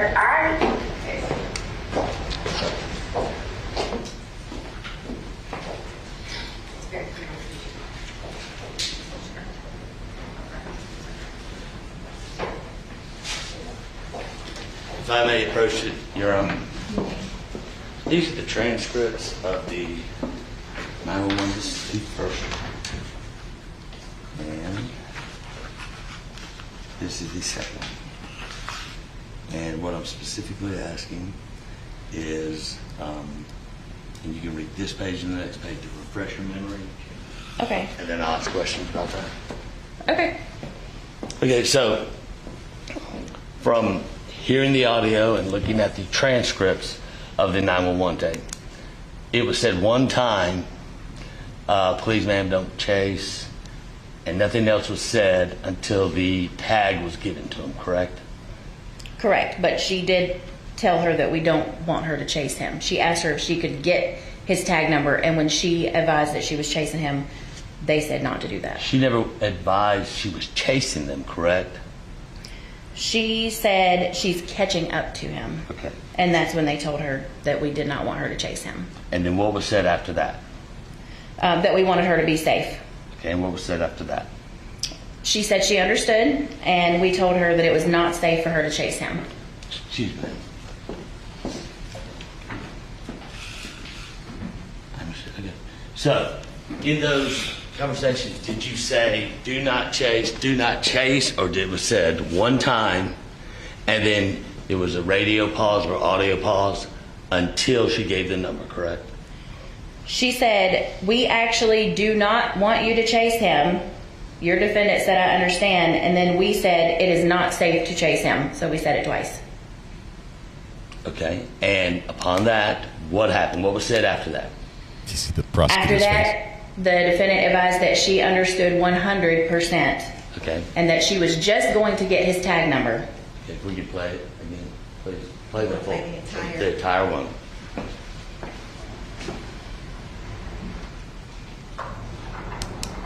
County 911, what's the location of your emergency? Yes, ma'am. I'm on Clark Powell in Forest Parkway, the intersection. I actually called about 20 minutes ago for an accident, and no one has shown up yet. But I am under the impression that the guy that caused the accident, who ran the red light, is drunk. And he's gotten back in his car, and he's looking like he's trying to drive away. Okay, can you get his tag number? Hold on, he's driving away. It's a red Dodge Dakota. Hold on.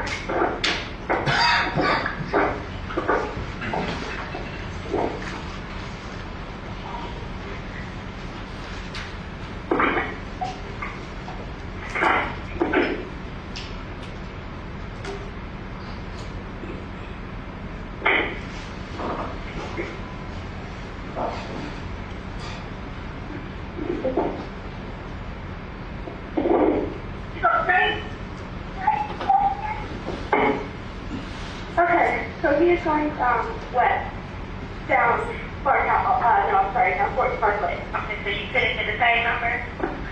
No, but I'm catching up to him right now. Okay, then we actually do not want you to chase him. We just want you to be safe.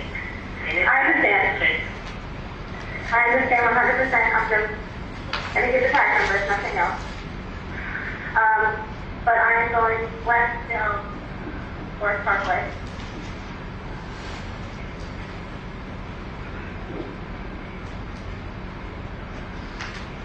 And stuff to him. I mean, his radiator is busted and everything. I honestly have no idea how he's driving his truck the way that it is.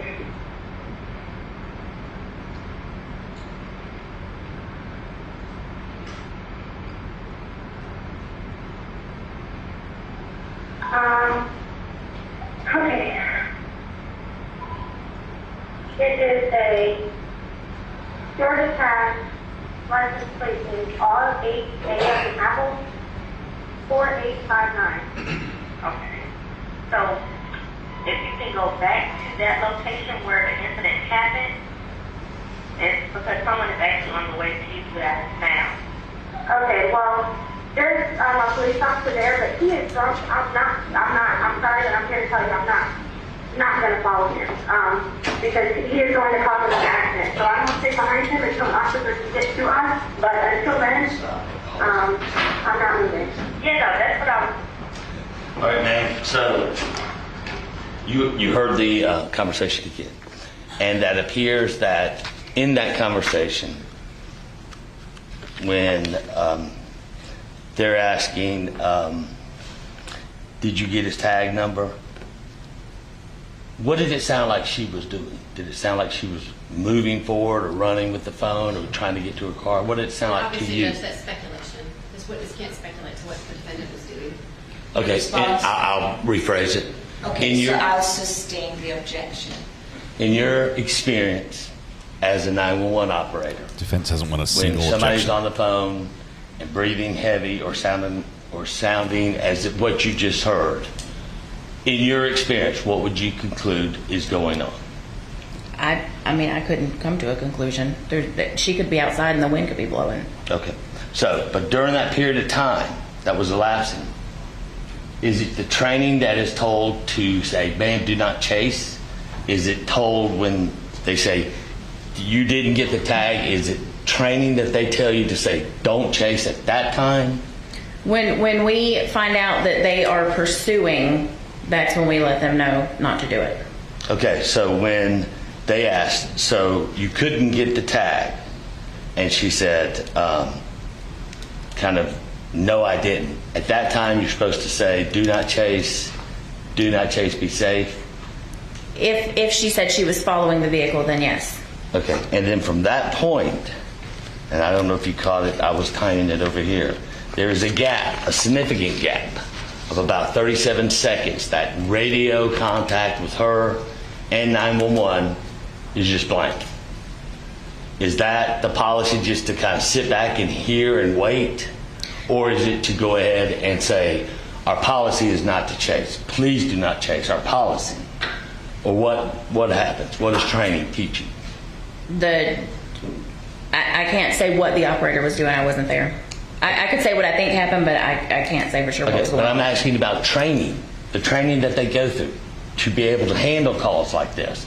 In the training, are they taught to, if there's a gap or you hear that somebody chases, continuously tell them, do not chase? Or is it the policy to say, well, let's see what happens? We don't continuously tell them. We tell them, we wait for them to talk back to us, but again, I'm not the one that took the call, so I can't speculate on what was going on in that dispatcher's brain. And I'm not speculating about that. I'm asking about the training. You said every one of them gets this training.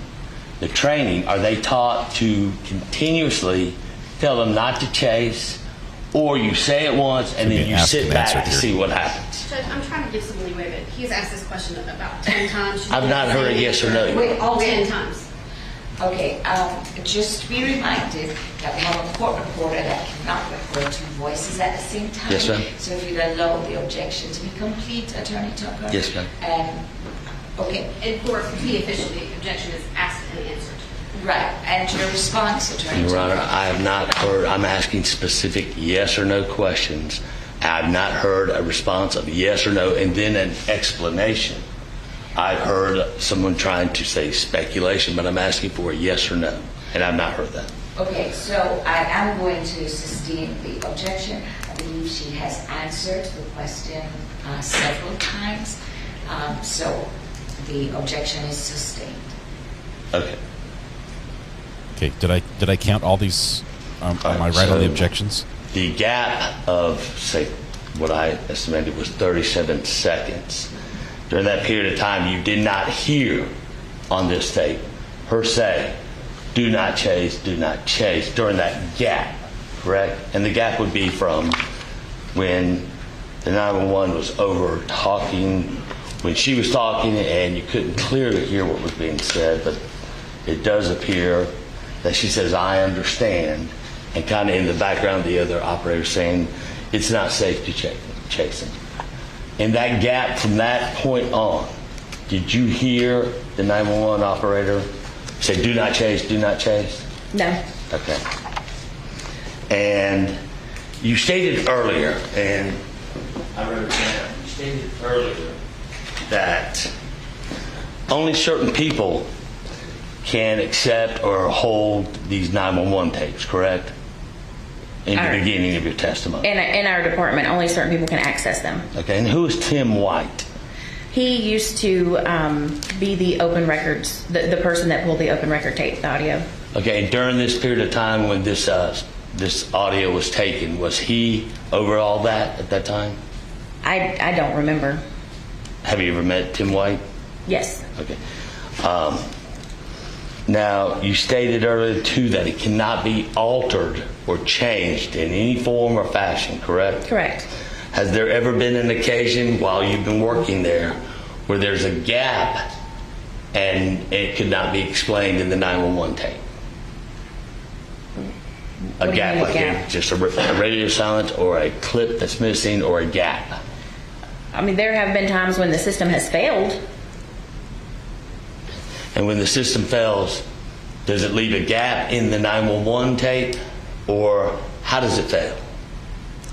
We wouldn't have audio. We wouldn't have an audio recording. I don't work with IT, so I'm not sure how to answer some of these questions. And I don't want you to go down the road that you're not familiar with, but I'm just asking. So those times have occurred when there's been some kind of gap or some kind of alter to the 911 tape because it was not recorded, correct? It hasn't been altered. There's been times when the system would malfunction and it wouldn't record anything, but not when somebody was on a phone call.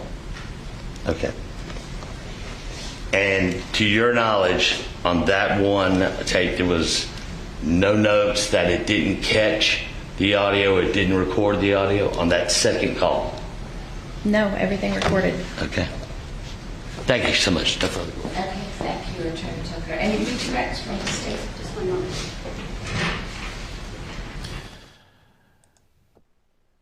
The state's attorney there, district attorney, I'm not sure if it's a DA or an ADA, the lady on the right, does not have a poker face. Watching her in the background.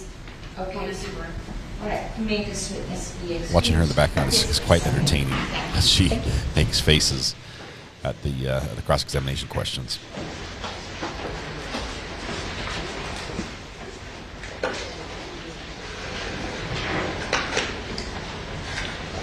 State will call its next witness.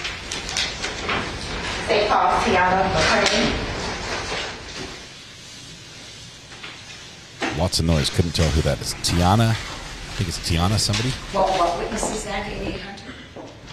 Tiana McCartney. Tiana McCraney?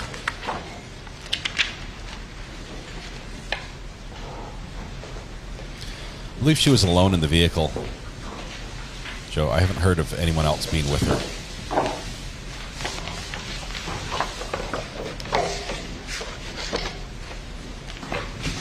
Come on up.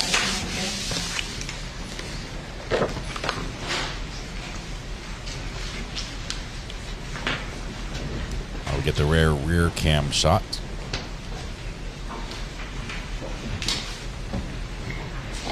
All right, would you raise your right hand? Do you swear to affirm the testimony that you will provide to this court will be the truth, the whole truth, and nothing but the truth, so help you God? Yes. All right, you may lower your hand, take a seat in that chair, and pull yourself up to the microphone. There's a court reporter here. She'll be taking on everything you say, so make sure you speak clearly into the microphone. Okay. All right, would you please state and spell your name for the record? Tiana McCraney, TeaunaMcCranny. First person to put that in chat gets the And Payne Ms. message. McCraney, Are you familiar with the area of Forest Parkway at the intersection of Riverdale Road? No. Not too familiar, but I was there. But have you traveled that area before? Yes. And were you in the area of Forest Parkway and Riverdale Road on May 7, 2019? Yes. Now, do you recall why you were in that area that day? I dropped a coworker off from work at her house. And what road were you actually traveling on? Do you recall? No, I'm not good with directions. Okay, I'm going to show you what has been previously introduced as State's Exhibit 2A for demonstrative purposes.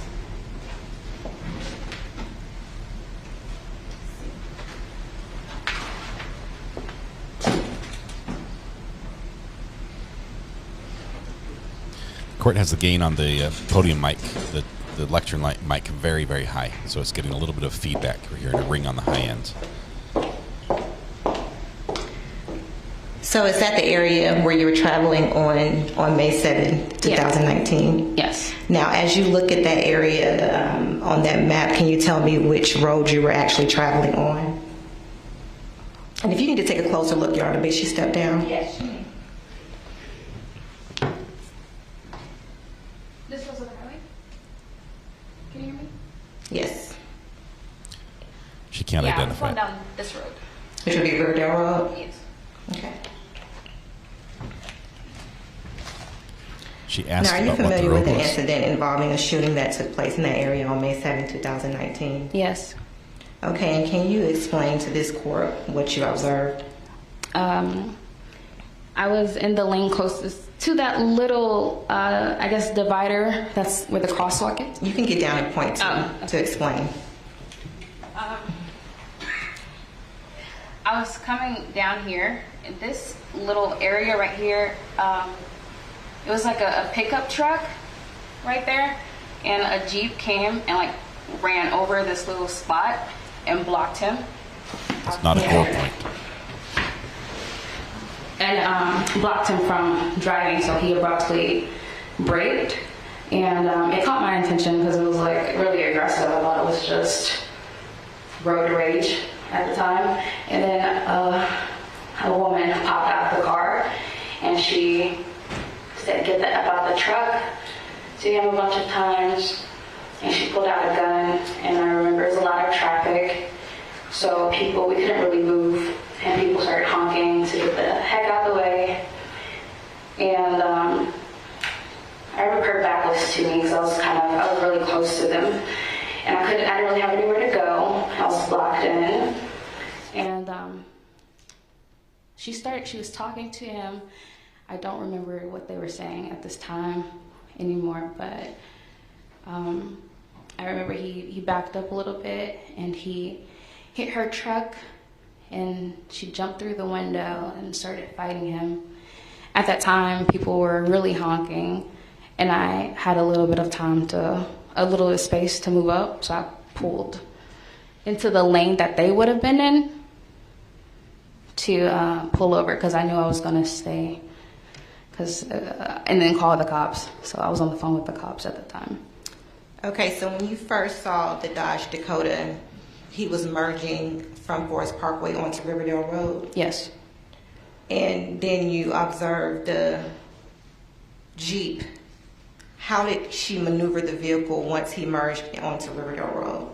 Did she come around his vehicle? Yeah, she went around his vehicle and blocked him from being able to go anywhere. Now, when the Dodge Dakota was cut off, did it hit the Jeep at that time? No, it was close, but he didn't hit her. Now, can you explain the traffic conditions on that day on Riverdale Road? It was busy both ways, like blocked. And I remember there was a cop. There was a cop car at the highway. Like, I don't know what they were doing, but it was a lot of traffic. It was like very congested. So was traffic moving? It was moving, but it was very slow.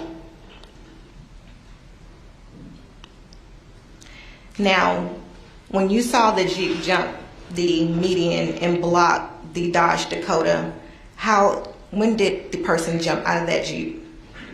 Immediately.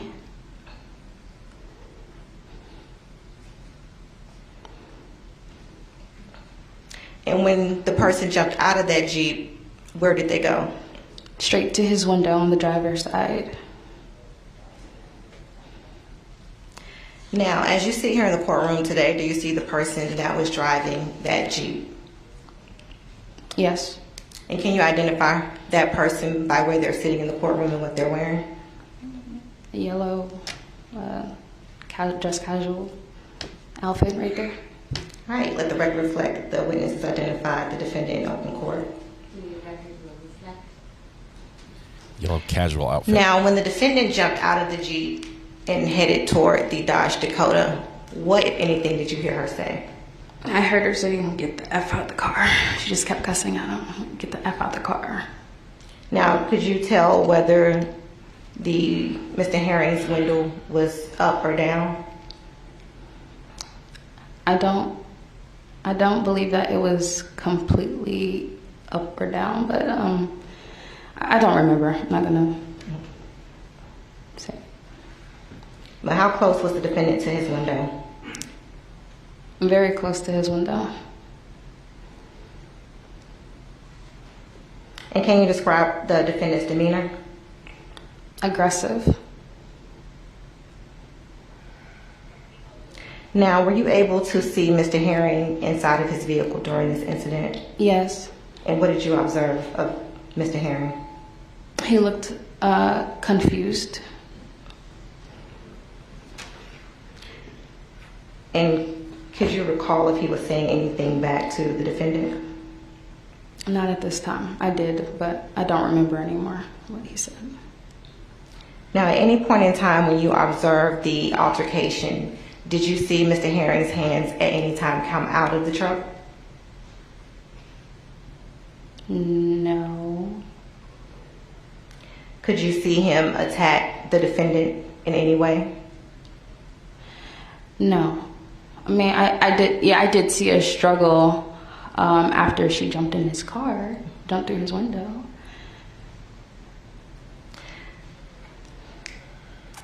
So the defendant jumps over the median and cuts Mr. Herring's vehicle off. Yes. And you're saying she immediately jumped out of the truck and went towards his driver's side window, cursing, telling him to get out of the car. And at some point, there is a struggle. Oh, yes. And at what point what point in time did she jump inside of the vehicle? After he hit her Jeep.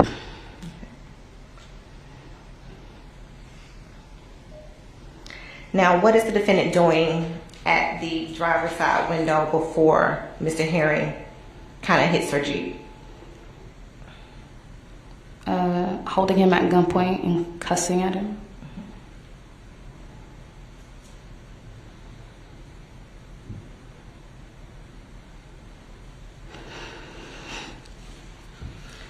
Now, when did you observe the defendant take out the gun and point it at Mr.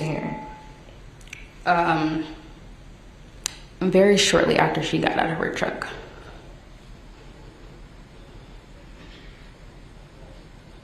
Was it before or after he hit her vehicle? Before.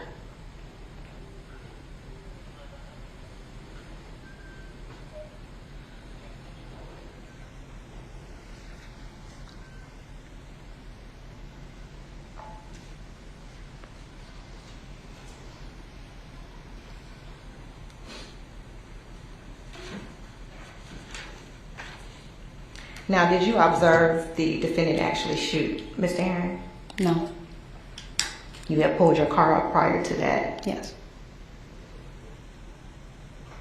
Now, you made a 911 call during this incident, correct? Yes. I'm going to show you what has been previously marked as Exhibit 6. Do you recognize it? Yes. And what do you recognize it to be? My 911 call. And how are you able to recognize that that is the 911 call you made? I listened to it and initially, my initials. And as you listen to it, is it the same 911 call that you made on May 7th, 2019? Yes. All right, state moves into evidence, State Exhibit 6. Any objection? Presuming once again, once it starts, she hears the 911, it's her voice, no objection. Okay, admitted without objection. All right, permission to publish, Your Honor? Yes.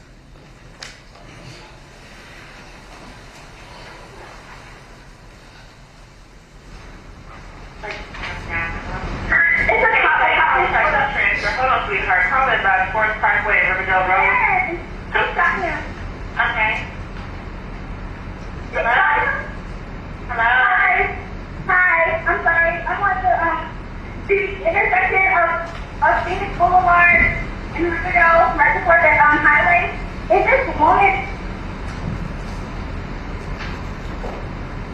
Okay, so, sorry, they got, it was like a merging lane, and then, it was a merging lane, and then she like stopped the patient and went around him for no reason, because it was causing traffic, and then, he almost hit her because he did that, so he braked suddenly, but then she got mad, hopped out her car, and then she pulled out her gun and started screaming at him, and he was like, what the heck? And then she was like, I was just shooting, and she started hitting him, yes. Okay, and where are you guys? We're right by the exit of 285 West and 65 North, and it's like Phoenix Boulevard goes one way. Okay, yeah, I got it. I turn around for this. Okay, ma'am. Okay, thank you.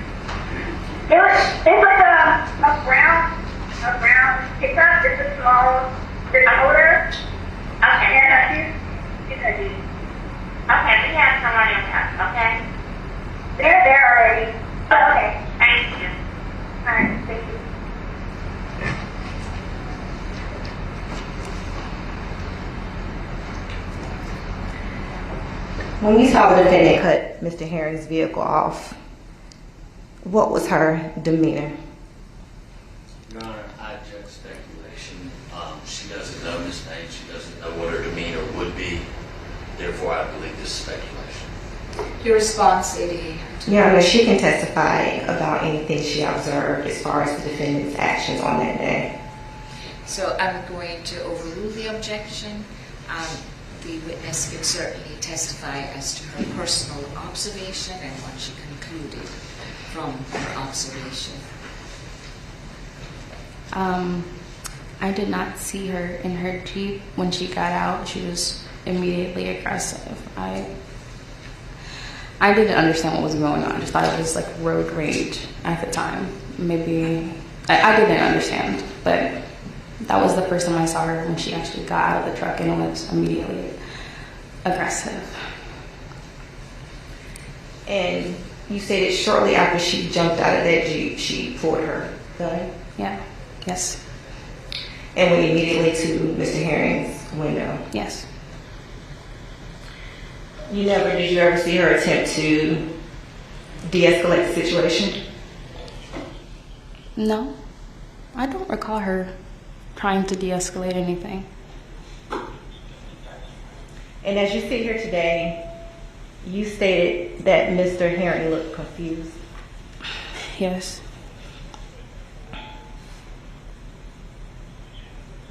Now, when she blocked Mr. Herring's vehicle in, did she block it in a way where he was able to maneuver around her or get away? No. Being that because she did that abruptly when he was actually about to go and he had to jerk and stop, he was very close to her car. I don't believe that he could have backed up and been able to go around her, especially without hitting her since she was in front of his window on the driver's side. And did you ever see him physically get out of that vehicle? No.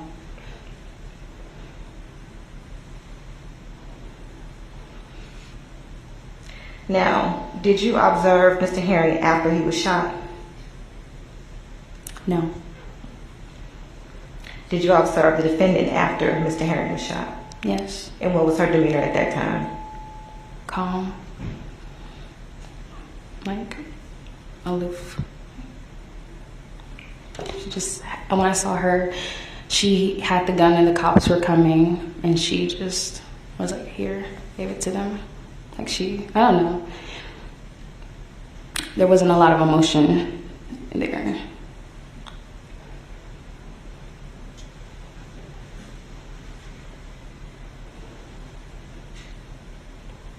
All right, give me one moment. Okay, I'm trying to find the exact frequency of that high-pitched squeal that's being picked up on the podium mic, lectern mic. If anybody knows the frequency, I can dial it out, but I'm just having a hard time finding it.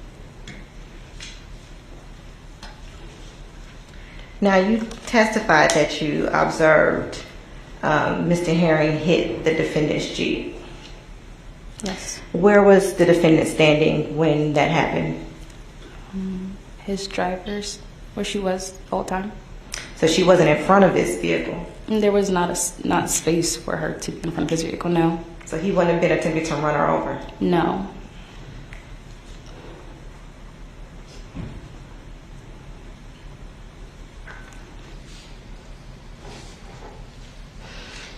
Now, you talked about the altercation and that happened inside of the vehicle between the defendant and Mr. Herring. Could you see what was happening with their hands? I just remember her hitting him. I started to pull up because it was getting because she had that gun, I didn't want to risk a stray bullet being right behind them, so I started pulling up. And I heard the shot when I was like in front of, it was a truck, I believe, but I pulled up. So I don't remember too much. I just remember she started hitting him and I just drove away. Now, as she's hitting Mr. Herring, could you see what Mr. Herring was doing at the time? No. Okay. Did you see him respond and hit her back? I don't remember. Okay. All right, no further questions, Your Honor. Attorney Tucker, cross-examination.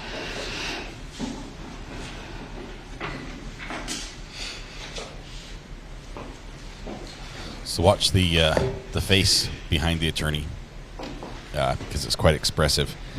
And by my count, defense has not won a single objection ruling in the court yet, which is quite interesting. We're doing redacting. They're just doing some redacting because defense is they're literally scribbling on with a pen. They're scribbling on the paper on his papers. We're just going to cross that off and then we're good with it. And it's Mr. Crane? Yes. My name's Matt Tucker. I'm the attorney for Ms. Payne here. I have a few questions to ask. So your testimony you gave so far is that she jumped over the curb and cut this vehicle off, correct? Yes. Okay. And you saw where they ended up because you were right behind them or right in front of them? Yes. Are you asking me for clarification? Yes, ma'am. Were you in front of them or behind them? I was behind. Really, I was like this, side by side, so they're merging, and they would have been in the next lane to me if he had been able to keep driving. But there was a yield right there, so he's waiting for traffic.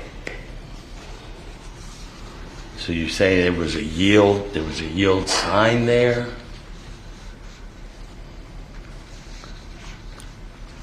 I believe so. Well, they need to yield to traffic because they were merging into a lane. Okay, what I'm asking you from what you saw that day, did you see a yield sign? I don't remember. Okay. And you're saying that you were side by side? Originally, yes. Side by side the Jeep or the truck? The truck. Okay. So then you would be behind the Jeep, correct? Sure, yes. Yes. Well, I mean, I'm asking you if you remember. And if you'd like, if Your Honor, if I may approach. Yes.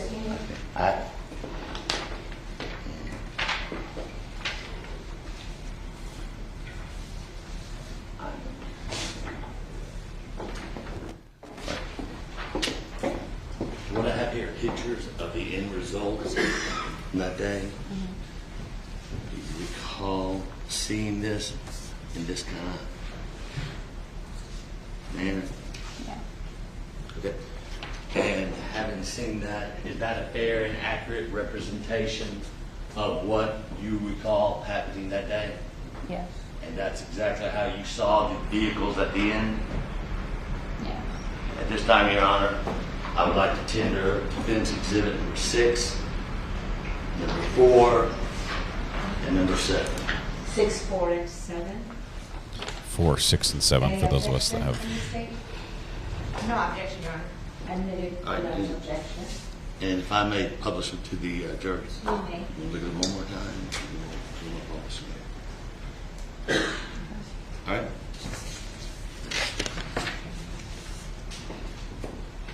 You're not going to be able to use it.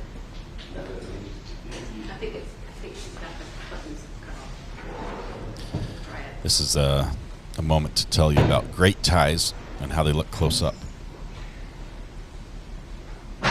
Very bright tie.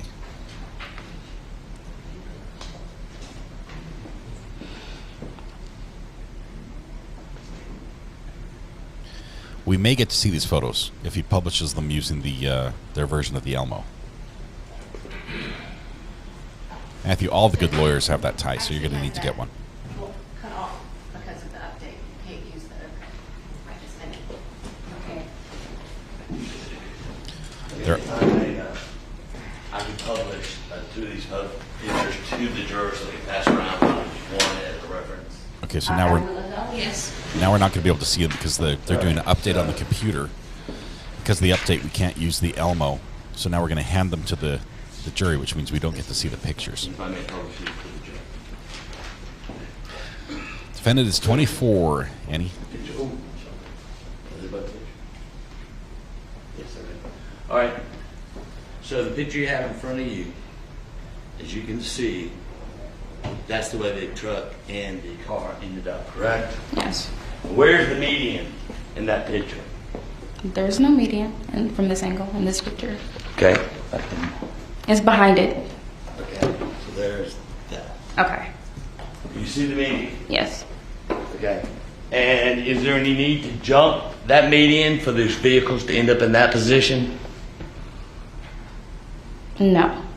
So your testimony was that she jumped the median. Now that you've refreshed your memory, do you believe that she jumped the median?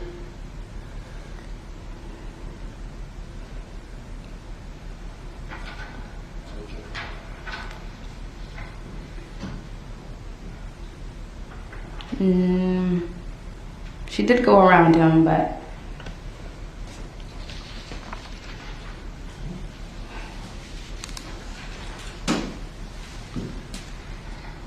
I see the pictures, but I do believe that she ran over the median. Okay, if she ran over the median as it's here, Yeah, I see it. okay, would she have ended up in that position in front of the truck if the truck was stopped, as you said, waiting to merge into traffic? Mm-hmm. Okay, Mr. Payne, you have to articulate so that our court reporter can record when you do, etc. Oh, She's okay. not able to. Yes. Thank you. Gotcha. Yes, ma'am. I'm sorry, can you repeat your question? All right, knowing where the median is from that picture, refreshing your memory from the pictures in front of you. For the vehicles to be in that position, was it necessary for a car to jump a median to be there? No. Okay, so having seen that and seen these pictures, do you recall that she did or did not jump the median to get in front? No. Okay. So do you recall writing a statement to the police on that day? Yes.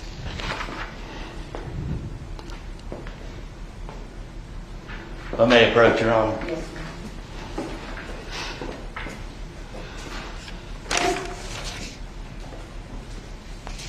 Can you tell us what number you're using? This would be defense exhibit number 6 that she's reviewing. That had 6. I'm sorry. 6, 4, and 7. Okay, so should be in the room. Number what? 8. Yes, ma'am.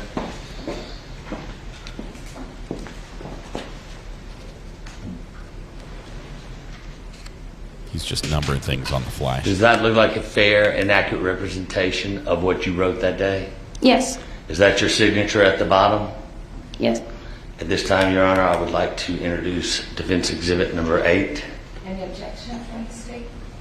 No objection, Your Honor. Maybe without objection.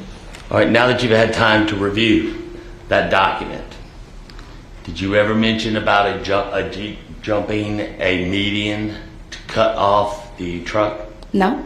Okay. And looking at that statement you made, your testimony here today is that she jumped out with a gun and held him at gunpoint, correct? Yes. Okay. From that statement you wrote right there, did you say anything about her jumping out with a gun and holding him at gunpoint? No. Okay. And in fact, in that statement, you said that they started hitting and then a gun was pulled, correct?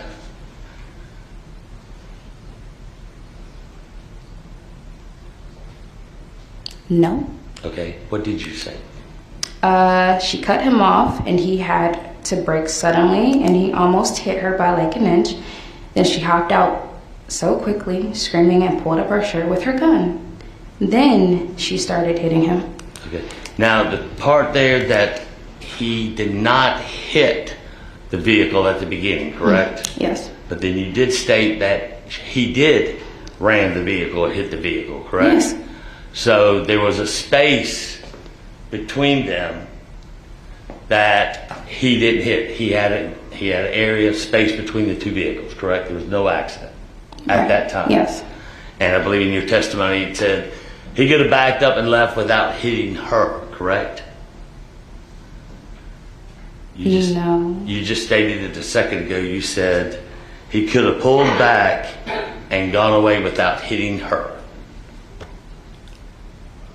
No, there was no space between their vehicles for her to be in front of him to hit her, and she was at his driver's window, so if he was trying to get away, he would have hit her. Okay, ma'am, your testimony just a minute ago, you said that she was at the window and he could have backed up and drove off without hitting her. Okay, I don't recall saying that, and if I did say that, I don't agree. Because she was at his driver's window. So, no. And Your Honor, I'm not sure if the court reporter can repeat back exactly what she said. But if it is possible, I'd like for the reporter to allow her to hear what she said previously. Come in objection. Let's see.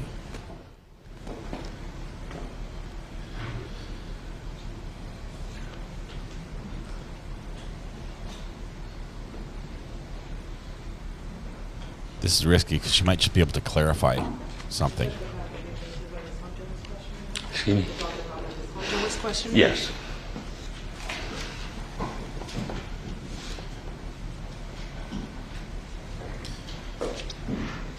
Using the court reporter as evidence is an interesting tactic.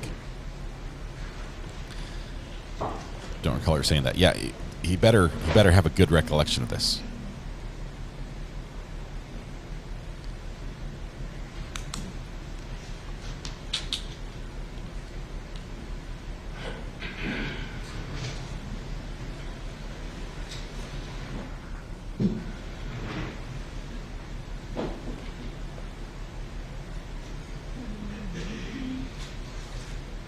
And in the meantime, Yara, if I may publish the other papers.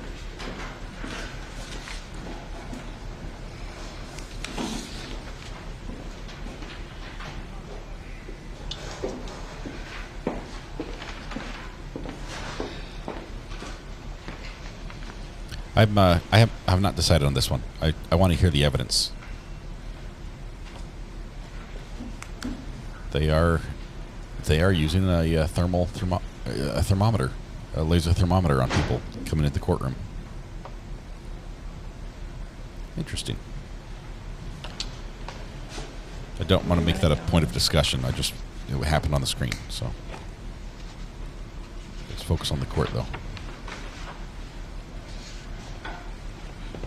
A thermometer, yes. That's generally what thermometers do, is measure thermal. He scanned her barcode. Yes. It is flu season. It's going around. My kids had it.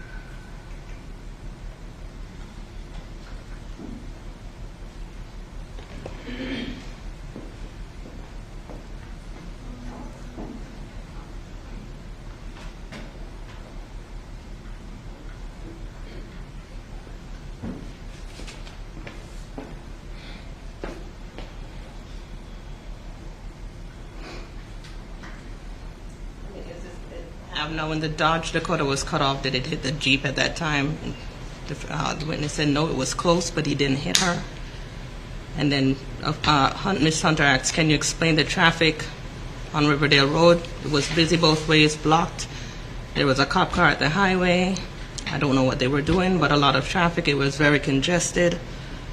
Does that sound around the point you're talking about? It's the line of questioning she was asking, and then she asked about could he pull away, and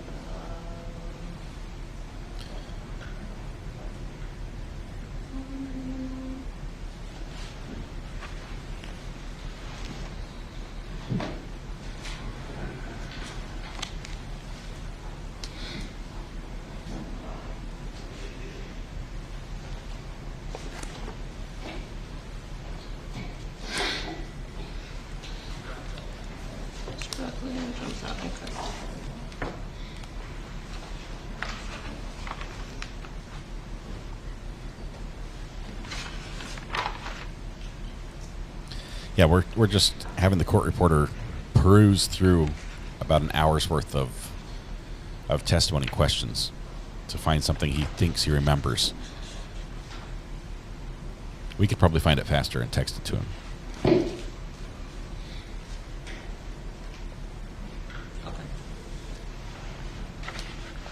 Now, when she blocked Mr. Herron's vehicle, and did she block it in a way where she was able to go around her he was able to go around her vehicle and get away? No, I don't believe he could have backed up and then been able to go around her, especially without hitting her, since she was to the front of his window on the driver's side. Boom. Did you see him physically get out of that vehicle? No. So basically you were saying that she was at the front side of his window, correct? Yes. Okay, but you said she jumped in his window. Okay. How could she have jumped in his window and been in the front of his window? She was at his driver's door. Just want to be clear. She was at his driver's door. So she was at his driver's door. She wasn't in the window. She hadn't jumped in the window, correct? Not at the time. Okay. And you said that you were at the side of the vehicle, the side of the Jeep or the side of the truck? The side of the truck, since they're in the same lane, both of them.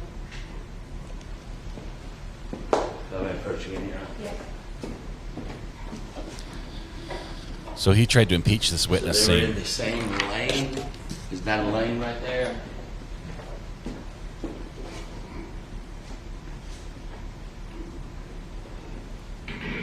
trying to impeach her, but Yes. So you're telling me that the truck is in a lane and the Jeep is in the lane, but the lane is going straight forward according to that diagram right there beside you? No. Okay, so there's a lane that's going straight and a lane that is merging, correct? Right. And you said there was a yield there, correct? Yes. Okay, so if the Jeep appears to be going straight down that one lane, correct? Yes. To the picture. Yeah. Okay, so your testimony here today says she jumped a median, that you did not see a median that she could have jumped in that picture, correct? Yes. And by jumping this median, somehow she got in front of him and stopped him where he could not go around. Yes. Okay, is there space to go around as you look at that picture right there? This is not a picture that was taken during this. Everyone moved out of the way. So I wouldn't say this is an accurate assessment to go off of, especially if I'm saying there's a bunch of traffic and we don't see any other cars here. Good answer. There was not space at the time with the other cars around when this did happen. So you're saying that you agree that is the end result of the two vehicles, correct? Yes, I can see right here. And you're telling me that there was a car on the right side of the truck?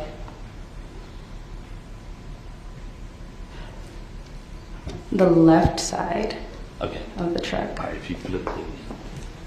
Okay, sorry. If I may approach you. So if your lanes are coming this way. They're coming this way. You Yeah. Right side. I'll speak loud. And so I can hear, please. Especially for So our as you reporter. see the picture, as it, the flow of traffic right there, correct? Mm-hmm. Yes. That would be the right side of the truck, correct? Yes. All right, was there any cars on the right side of that truck?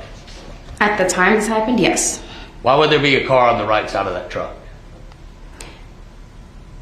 If that lane is merging into the other lane, why would there be a car on the other side of the truck?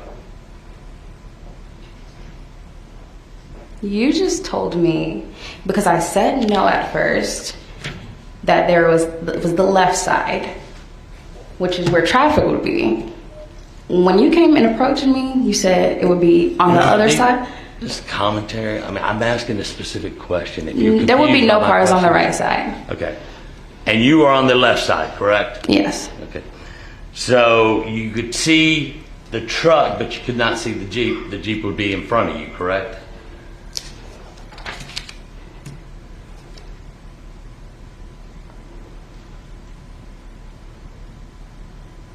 Yes. Okay. And you said that you could see her jump into the window. That's what you initially said, but then you said no, she was outside the door, correct? I said both. Yes. So she jumped in that little small window right there. Yes. Okay. So while she's in the window, Yes. you can't see anything beyond the window, correct? Yes. Okay. You can't see any hands, you can't see what's going on because from your testimony, she's in the window. Yes. Okay. So how could you see her hitting him? Or how could you see him being held at gunpoint if she's in the window? Because when she got out of her vehicle, she had him at gunpoint. She pulled out her gun.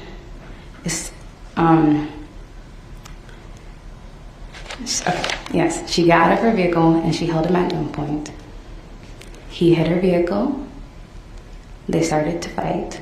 I moved up because I don't want to be by that. So when you moved up, did you move up to where the Jeep was or past the Jeep? I moved past both of them. Okay. So it's fair to say that once you moved up past the Jeep, you couldn't see anything behind you? It's fair, yes. Okay. So you're saying that She came out, she's holding him at gunpoint, and she decides to jump into the vehicle. Why would she jump in the vehicle? Is it because you said he rammed her car? She just said it, Your Honor. I'm just clarifying. I'm sorry. Okay. I believe he asked why would she do that? Correct. What's your response? Okay, I will rephrase, Your Honor. Okay, so as to sustain the objection, you can rephrase. From the position you were at, watching what was going on, your testimony here today is that she was holding him at gunpoint and then jumped into the window, correct? I'm just trying to clarify so I could go forward because of the misconstrued that was said earlier, and that's the only reason I was to clarify. So I'll overrule the objection and just allow the clarification. You won one. You won one. That part is understood, correct? She held him at gunpoint, and he hit her car, and they started to fight. Yes. All right. And you said they started to fight. Yes. All right. Fighting before she jumped in the window, or how were they fighting? How could you see them fighting? I saw her hit him. I began to move up. I looked back. She was more in his window. I didn't see what they had going on at that point. It's obviously that they're fighting. And I pulled in front of them so that I could call the cops. Okay, so you said before she jumped in the window, from your testimony, they were fighting, correct? You saw her hit him, correct? Yes. Which hand did she hit him with? I don't remember. Which hand was the gun in?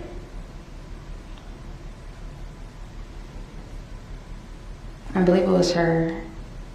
I don't remember. Thank you. Okay, now, did you say anything in your initial report to the police about her jumping in the window? In my initial report. Yes, and if you need to refresh. Yes. Can I?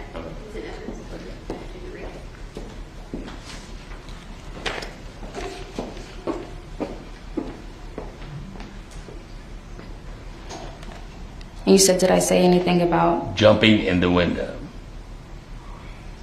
No. Okay. And at the point that you say an argument or a fight pursued, you had pulled in front of both vehicles, so you couldn't see really what was going on. Yes. But you could see clearly the truck hit the Jeep, correct? Yes. And he had previously not hit the Jeep before she came to the window, correct? Yes. Okay. But there were no cars on the right side of the truck, correct? Yes. Now, when you called 911 at the very beginning, you said something to the effect of she shot him, and the second time it sounded like you said she shot him as if it were a question. Were you speaking to somebody else when you asked that question? Yes. Okay. And you were speaking to either confirm what you said or to, what were you asking the other person that you said she shot him? Yes, I was confirming. Okay. And who were you speaking to? The other side of the street, people were screaming that she shot him. So I just confirmed with them. Okay, but you said that you couldn't see her shoot him, and is Yes. that correct? Yes. Okay. And that you were in a position where you could not see back anything after, as you said, she jumped in the window, correct? Yes. So you didn't see him shoot him, correct? Right, yes. Okay. And you didn't see anything after he rammed her car, and as you said, she jumped in the window? Yes, I pulled up. Okay. All right. Now, after the situation, did you hear the story on the news? No. You didn't? I don't watch the news. Okay. Had anybody talked to you about the situation? Careful. No. Nobody called to talk to you, to follow up on what you wrote by the police? Oh, a news reporter did, like a news channel. Okay. A news channel did contact you, correct? Yes. And you talked to this new, I'm not going to ask you the content because that's hearsay, but in your explanation, did you give the same story to the news that you're giving today in testimony, or did you give the story that you wrote down? I don't remember. You don't remember. Okay. But you do remember talking to the media, correct? Yes. Okay. And did you talk to anybody else after speaking with the media?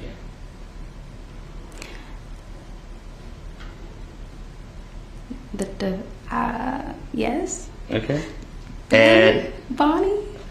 And that's fair. I'm not throwing trick questions out here. I'm just asking. Okay, so you talked to the state. Yes. Did you talk to the law enforcement? Yes. Okay. And in those statements there, did you ever have an interview down at the Clayton County Police Department? No. Okay. So basically, your statements of what occurred were written down on that document that you wrote, correct? Yes. And what you told to the media, correct? Yes. And what you told to the state, correct? Yes. Okay. And today you're testifying that she came out of the vehicle, held him at gunpoint. Mm-hmm. Yes. He rammed her vehicle. Yes. She jumped in the window. Yes. And then you pulled in front so you couldn't see anything else. Yes.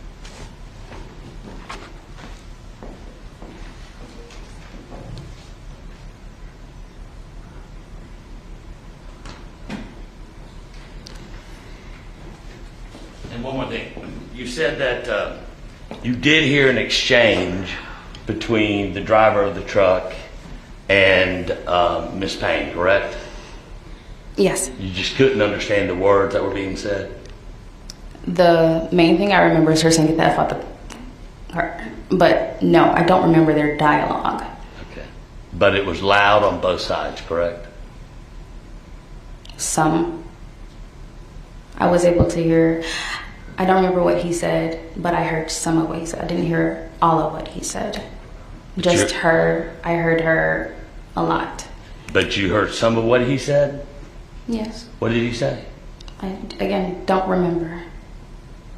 I just remember I heard it. I remembered last year, but I don't remember anymore. I don't want to make anything up. So you remembered it last year, correct? And you don't remember it today? Right. Did you write it down, or did you tell anybody last year what you heard and what you recall?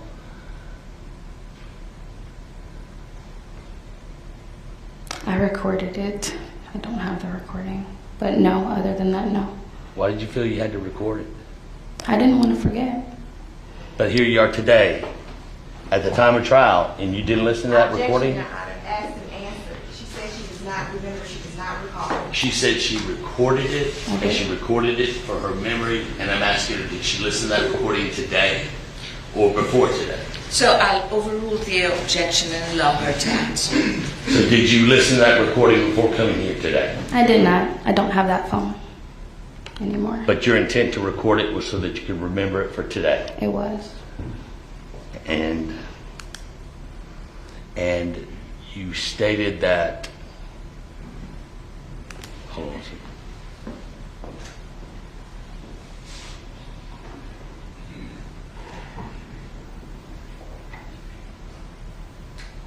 Okay. Now, and just to clarify, one last question, I'll be there.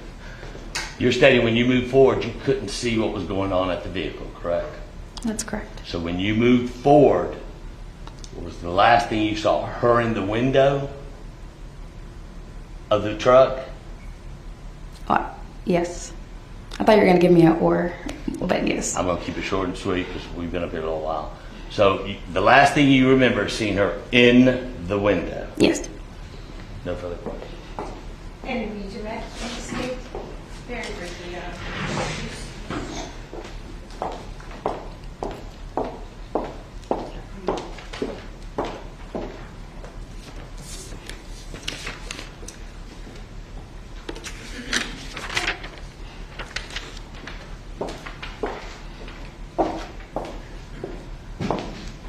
All right, Ms. McCraney, you have Defense's Exhibit 8 in front of you. And there's a copy of your statement. Yes. Can you read that statement? The merging lane on Forest Parkway and Riverdale Road, I was coming down the right lane before the merge. She cut him off and he had to brake suddenly and he almost hit her by like an inch. Then she hopped out so quickly screaming and pulled her shirt up with her gun. Then she started hitting him. I pulled up when I saw the gun. He hit her car. Then she started hitting him. I was like 1 foot in front of the car and called the cops. We heard a shot. There were 2 cops at the highway merge that came. And you made this statement, and wrote this statement on May 7th, 2019? Yes. Which was the same day the incident occurred? Yes. On the same day that you observed what happened that day? Yes. And as you stated in your statement, he almost came within 1 inch of hitting the defendant's vehicle? Yes. So when the defendant keeps characterizing that he rammed her vehicle, is that accurate? No. How would you describe it? It would have been like a fender bender. He didn't have a lot of space to do really any damage to her vehicle. So. All right, no further questions, Your Honor. Thank you. Are we through with this witness? May she be excused? No, Your Honor, I have to cross.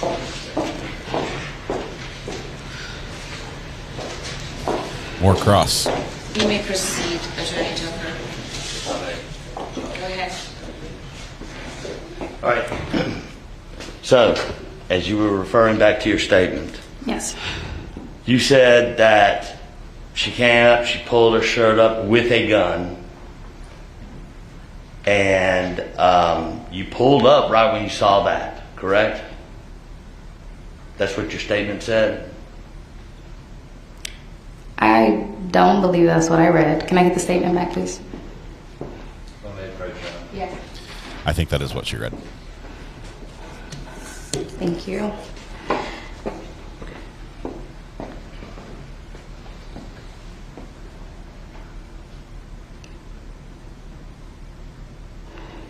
Okay, and what was your question? Okay, you stated that. You said that you saw her come out screaming. She started hitting him and pulled, and then you pulled up. So you said you saw her immediately get out of the car, pull a gun, started hitting him, and then you pulled up, correct? Yes. Okay, so if you pulled up, how could you see anything else occur? According to your statement you wrote then. Yes. So how could you see anything else go on once you pulled up? I did not. Okay, and in your statement here, you didn't say anything about her jumping in the window, correct? I did not. But you said you pulled up about a foot in front of the car, correct?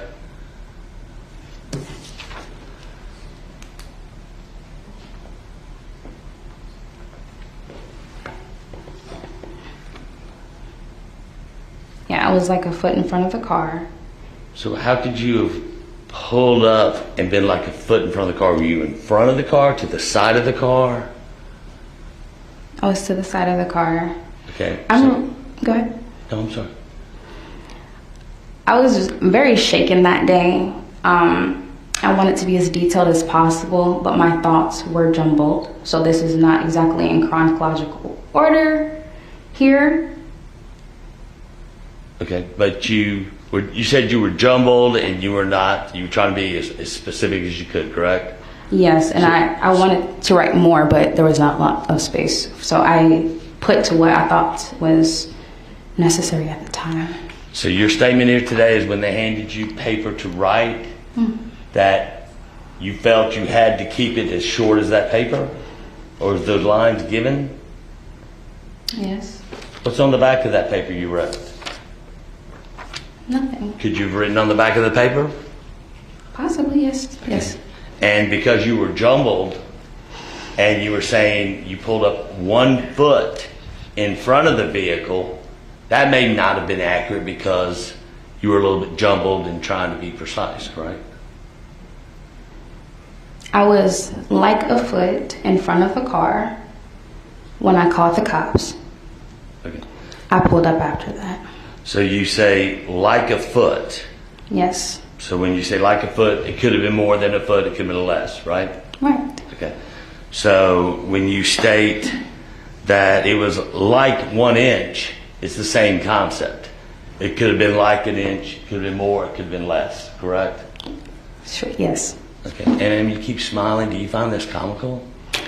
No. It's a coping mechanism, but I feel like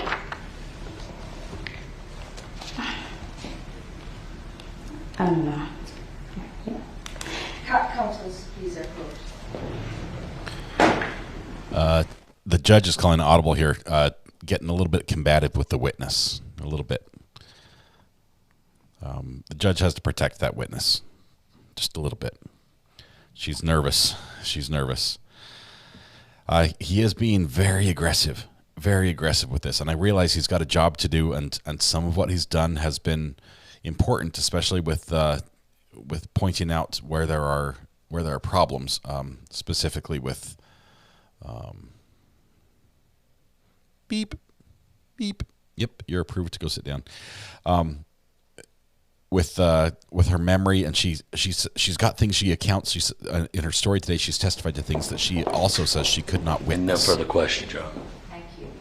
Anything further from the state? Nothing Nope. further on. Okay. May this witness be excused? She may. Okay, thank you, Mr. I'm going to call a good call on that for the judge. I do agree, Selena. I think that was the right move. Again, councilors, would you please approach? Judge calls an audible again. I think this might be a scheduling type situation. Witness is pretty distraught, I think, just from the pace of her leaving the courtroom. She's got family leaving with her. That was pretty tough. For me, she was credible. I believe she thinks she's telling the truth. I think she has some facts over time that she heard or observed from someone else that told her what had happened, as she saw from a less advantageous point of view, that she's remembering that she might not have personally witnessed, specifically like the shot. That's one. That's definitely something that she found out from people who had a complete 180-degree view than her. Yeah, bad form. I think that probably hurt the defense in the eyes of the jury as well. That was a little much. She did have an attitude. She did. But at the same time, look at what defense brought. Defense brought an attitude as well. A defense challenged her and was I would say this, twisting words, selectively picking pieces of testimony, telling her that she said something that she didn't, okay, and even going back and getting the court reporter to dig up to hunt through and find the thing and read it back, and sure enough, the witness was right. And then just moving on as if that's what they were chasing. Ladies and gentlemen of the jury, good news is I'm going to give you an early lunch break today. Ooh, we get lunch. It's now 11:25. I would just ask that you return at about 12:45 so that we can promptly start at 1 o'clock. You've been great so far in terms of adhering to the time frames that I've given, and so I'll allow you to go for a break at this time. Again, I do want you to be comfortable, so if you need to grab an additional sweater or a cushion or anything, certainly feel free. Again, the instructions that I've given previously still apply. No discussions with anyone, no electronic communications about the case, no research. Thank you so much. Enjoy your lunch. Okay, with what I've said, I'd still believe the defense attorney is very good at what he does, and he's doing what he's supposed to do. I'm not saying he's wrong. I just think his style was, he risked turning the jury against him with a witness who looks young herself and looks like she's being bullied. That's a risk. It's a risk of it. How long is lunch? Did she take 2 hours? Looks like Greg Anderson is here shuffling papers for us. I can hear him anyway. Sorry, Greg. Got to give you an elbow. Okay, thank you so much. You may be seated. Councils, is there anything that we have to address before we adjourn for lunch? Not from the defense. Okay, thank you. So court will stand recessed until 1 o'clock this afternoon. Thank you all.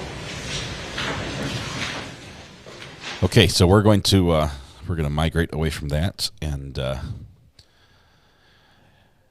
interesting. 12:45, 1 o'clock. So we're coming back at 12:45. We get an hour and 10 minutes. That's not bad. It's not a bad lunch, guys. I mean, this is a pretty good gig if you can get it. Let's see. Laura V says, "All right, sorry, I disagree with you. She had an attitude from the jump. She did. I think she definitely came across as testifying for the state. Okay, she is with the state. She is the state's witness, but she wants to testify for the state and do what's right for them. But I think that she did a fairly good job in answering questions. When are we going to break for lunch, Judge? She was not nearly as evasive as, say, like the 911 document lady. She was probably a little bit more evasive than this witness. I like this witness better. 12:45 to promptly start at 1. Promptly. Yeah, I'll believe that when it happens, Kim. I don't think that's going to happen. Let's see. Anything else? If I was a juror, this witness testimony got struck in my eyes. Dr. Sue says, enough to impeach. There's some stuff that concerns me. There's some stuff she says that she testified to that now, by her own testimony, she did not observe. But I can...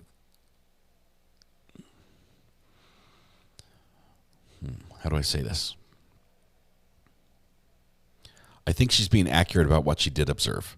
I believe her when she talks about her police report not being chronological. I've written police reports after an accident where it's, high pressure, crazy traffic's going around, lights are flashing, people are yelling at each other, and I'm trying to write down the details. Yet it's difficult to write an accurate report chronologically on the one page that they give you.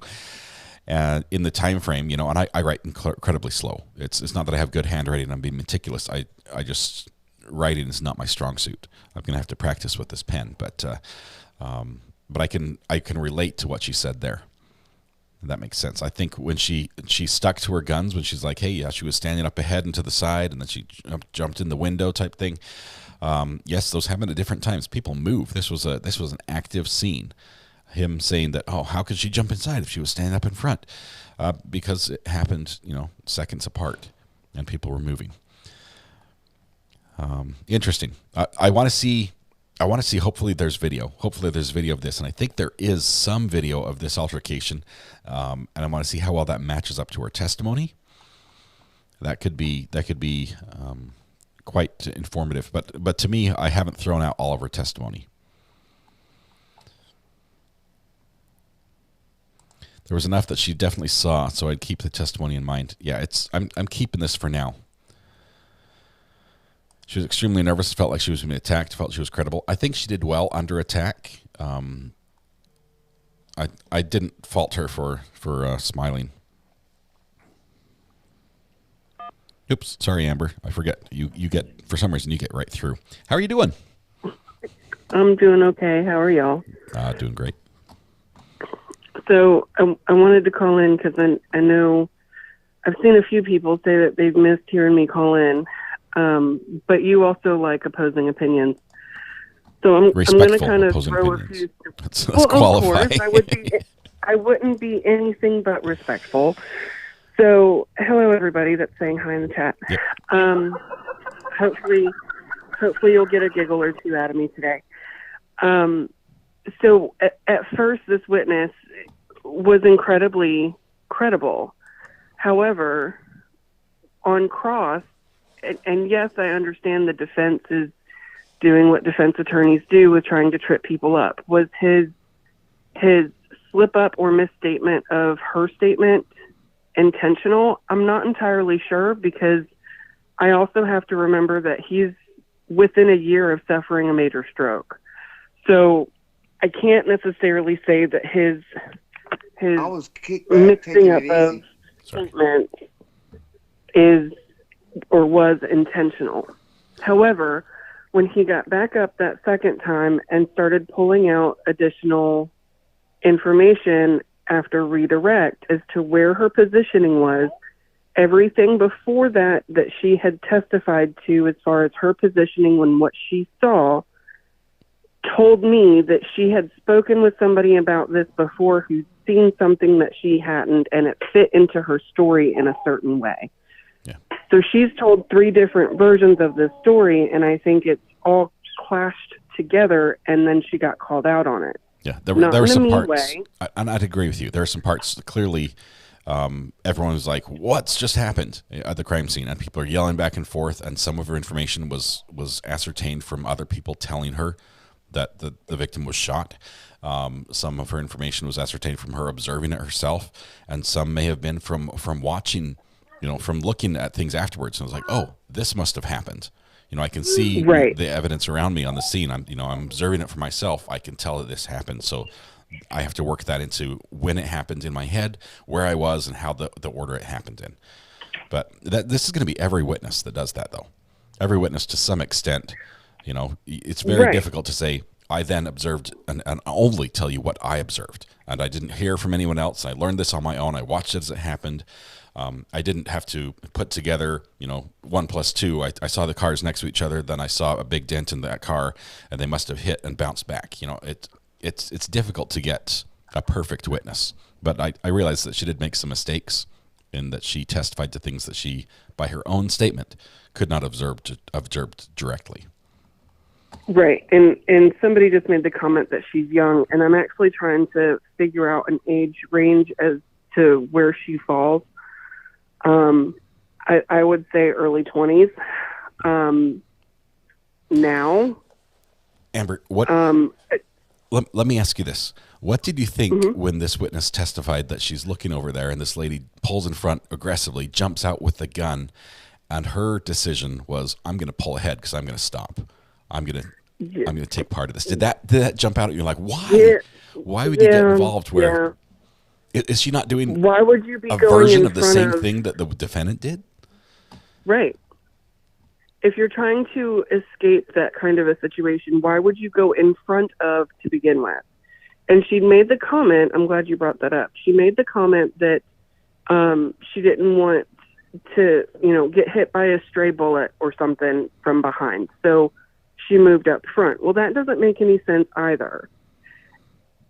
I mean, there are some parts of the story that I don't blame her. I don't think that she's intentionally telling stories.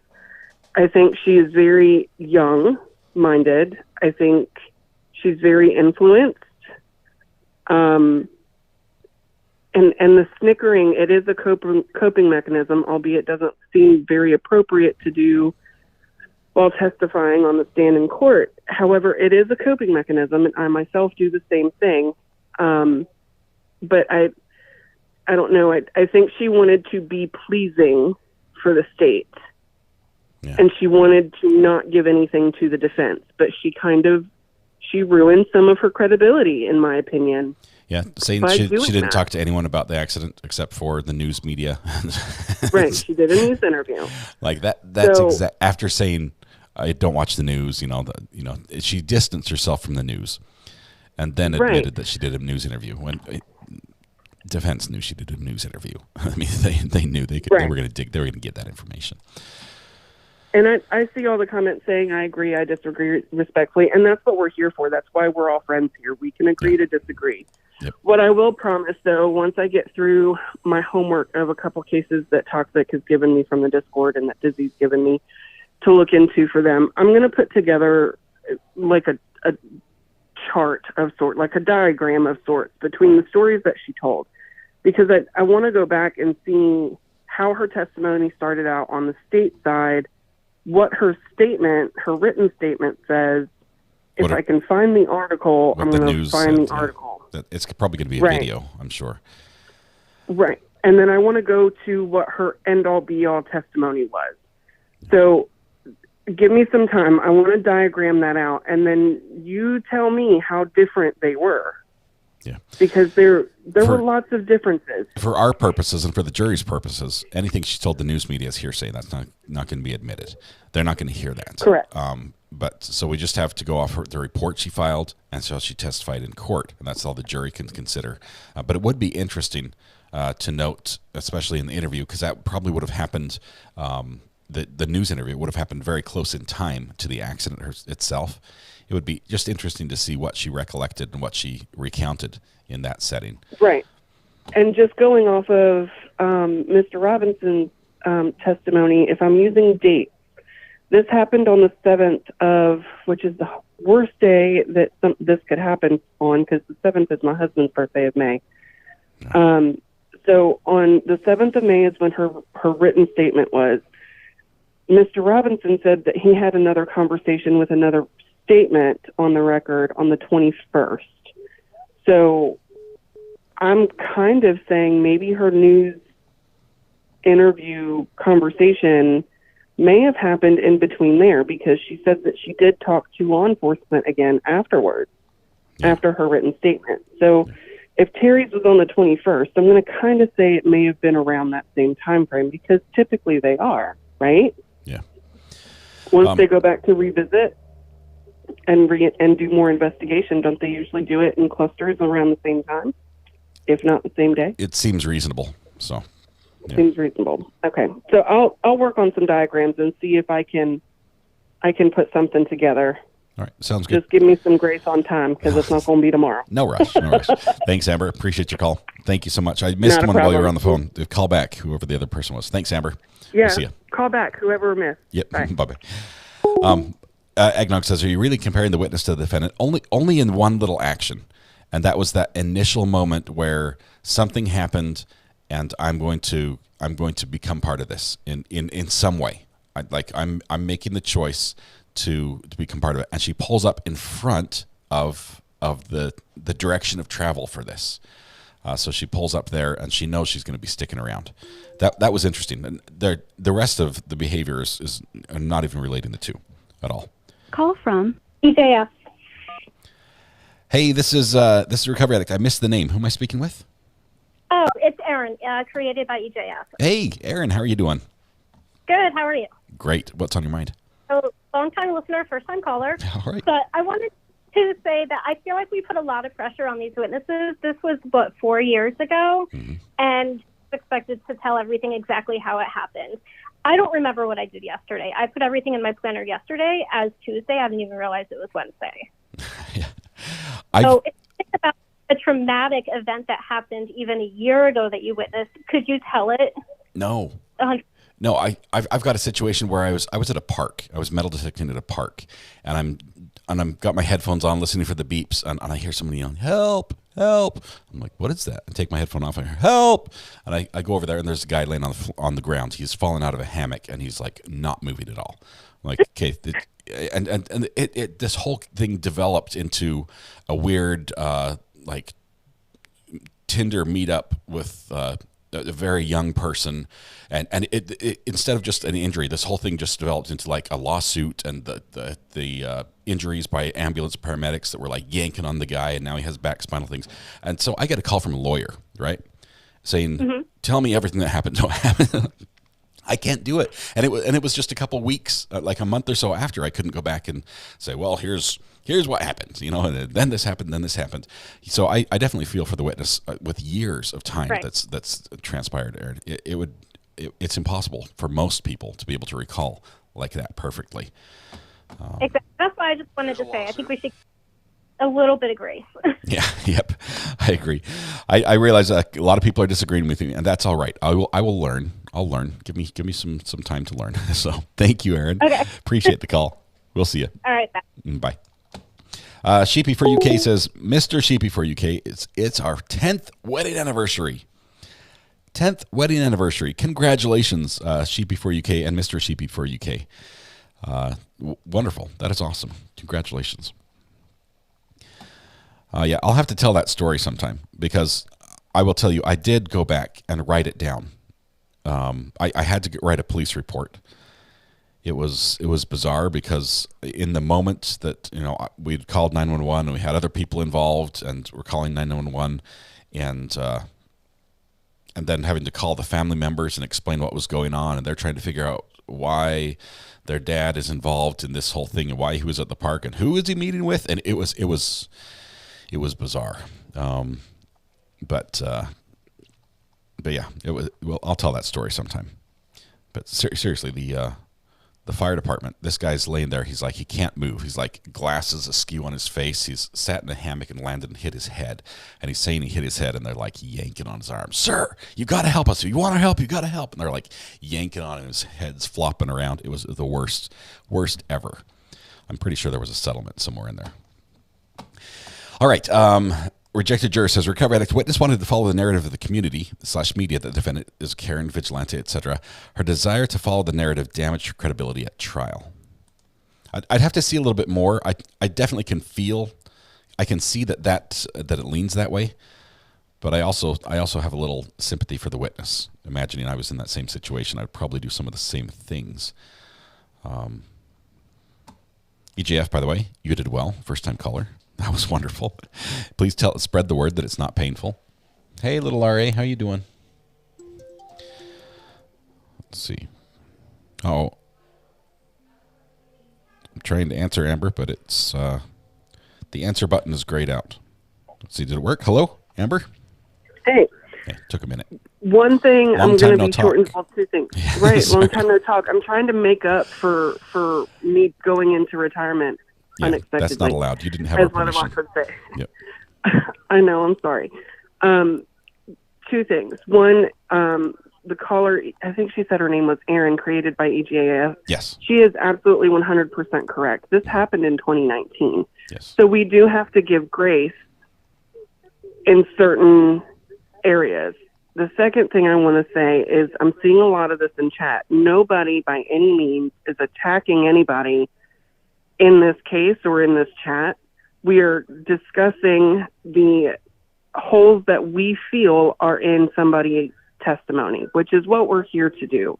We're not doing it ugly. We're being respectful. We can agree to disagree. So please don't think anybody is actually attacking a witness and picking on any one person or another. It's all based off of what we're all hearing at the same time together. Yep. I'll get off my soapbox now. Thank you, Amber. Appreciate it. All right, bye. All right, see ya. Bye. All right, let's see. USMC says, I have all the sympathy for the witness, but our testimony is to be scrutinized if we were to put people in jail for life. Yes, I agree. But I'm just saying at this point in the trial, for me, I don't have the other pieces. I don't have other video to compare.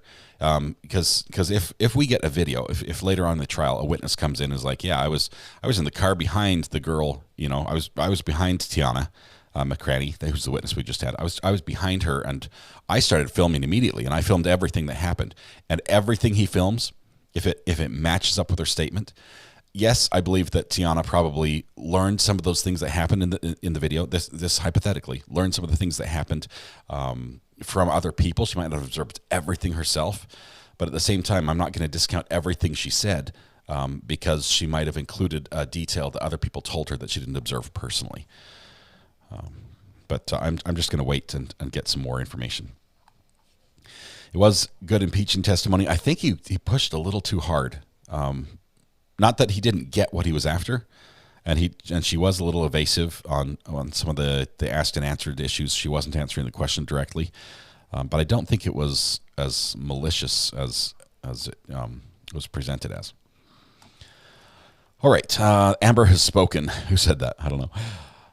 Reserving judgment, says Melissa, until I see all the evidence, because we were talking about a life sentence. It's serious. It's life, and honestly.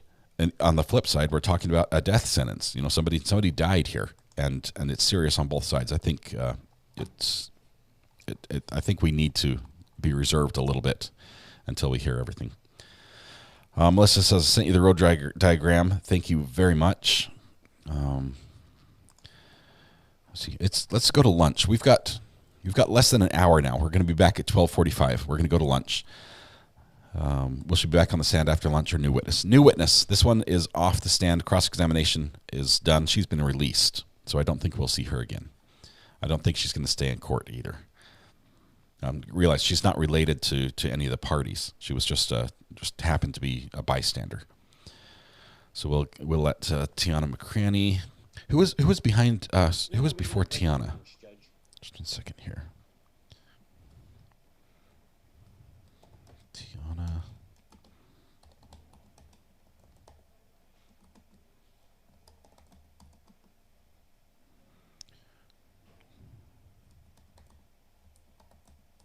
Have them send someone with more experience.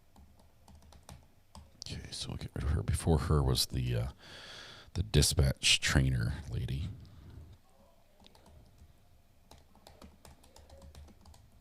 Okay. All right. Okay. She said her name was just bystander. Call me bystander. Had the dispatcher before. All right. So we've had, I think, 5 witnesses now? Is that right? 4 or 5? Okay. Work got in the way of you listening. I'm sorry, Becca. Hopefully work can ease up a little bit. We're going to take a lunch break and give you some time to catch up on the replay, because we're going to be back from lunch at 12:45. In 45 minutes, we'll be back and pick up. That'll give us 15 minutes before court starts, promptly at 1, and we're going to continue this case. I think it's going to be a 2-week case. It's dragging a little bit slowly. It's had some tech problems. The judge does not have, compare her to Judge Carroll, right? He does not have that same burning desire to progress in the court case. She's much more laid back on the timing. She just goes with the flow. Now, if these things happen, sorry, we had an hour delay because we couldn't get a cable working. It's fine. It happens. So we'll see. All right. Thank you, everybody, for being here this morning. We're going to continue after lunch. I hope all you have a great lunch scheduled. I had some banana bread for breakfast, so I'm starving for lunch. I'm going to see what I can scrounge up in the kitchen, and I'll be back at 12:45. To those who may not be able to return this afternoon, please, tonight when you go home, hug the people you love, smile at someone, make their day just a little bit better, and please stay safe till we go live again at 1:45. Remember, during this next hour, we're going to be competing directly with Dr. Joe Corcoran, who has an interview with Greg Anderson from the Maya trial. That's going to be at 3 o'clock. So if you want to catch that, we'll try to let you know. It won't hurt my feelings in the slightest if you bail out and try to catch that live. I might have it running on another computer as well, just so I can pop in and say hi and give them some encouragement. Hopping straight to EDB during lunch. Do you guys want to? I'm not sure. I've never redirected to EDB. Maybe we can send to people. What's she talking about? Let's see if it's. Anyway, I can't find her. So there we go. Be good, guys. We'll see you after lunch. Bye.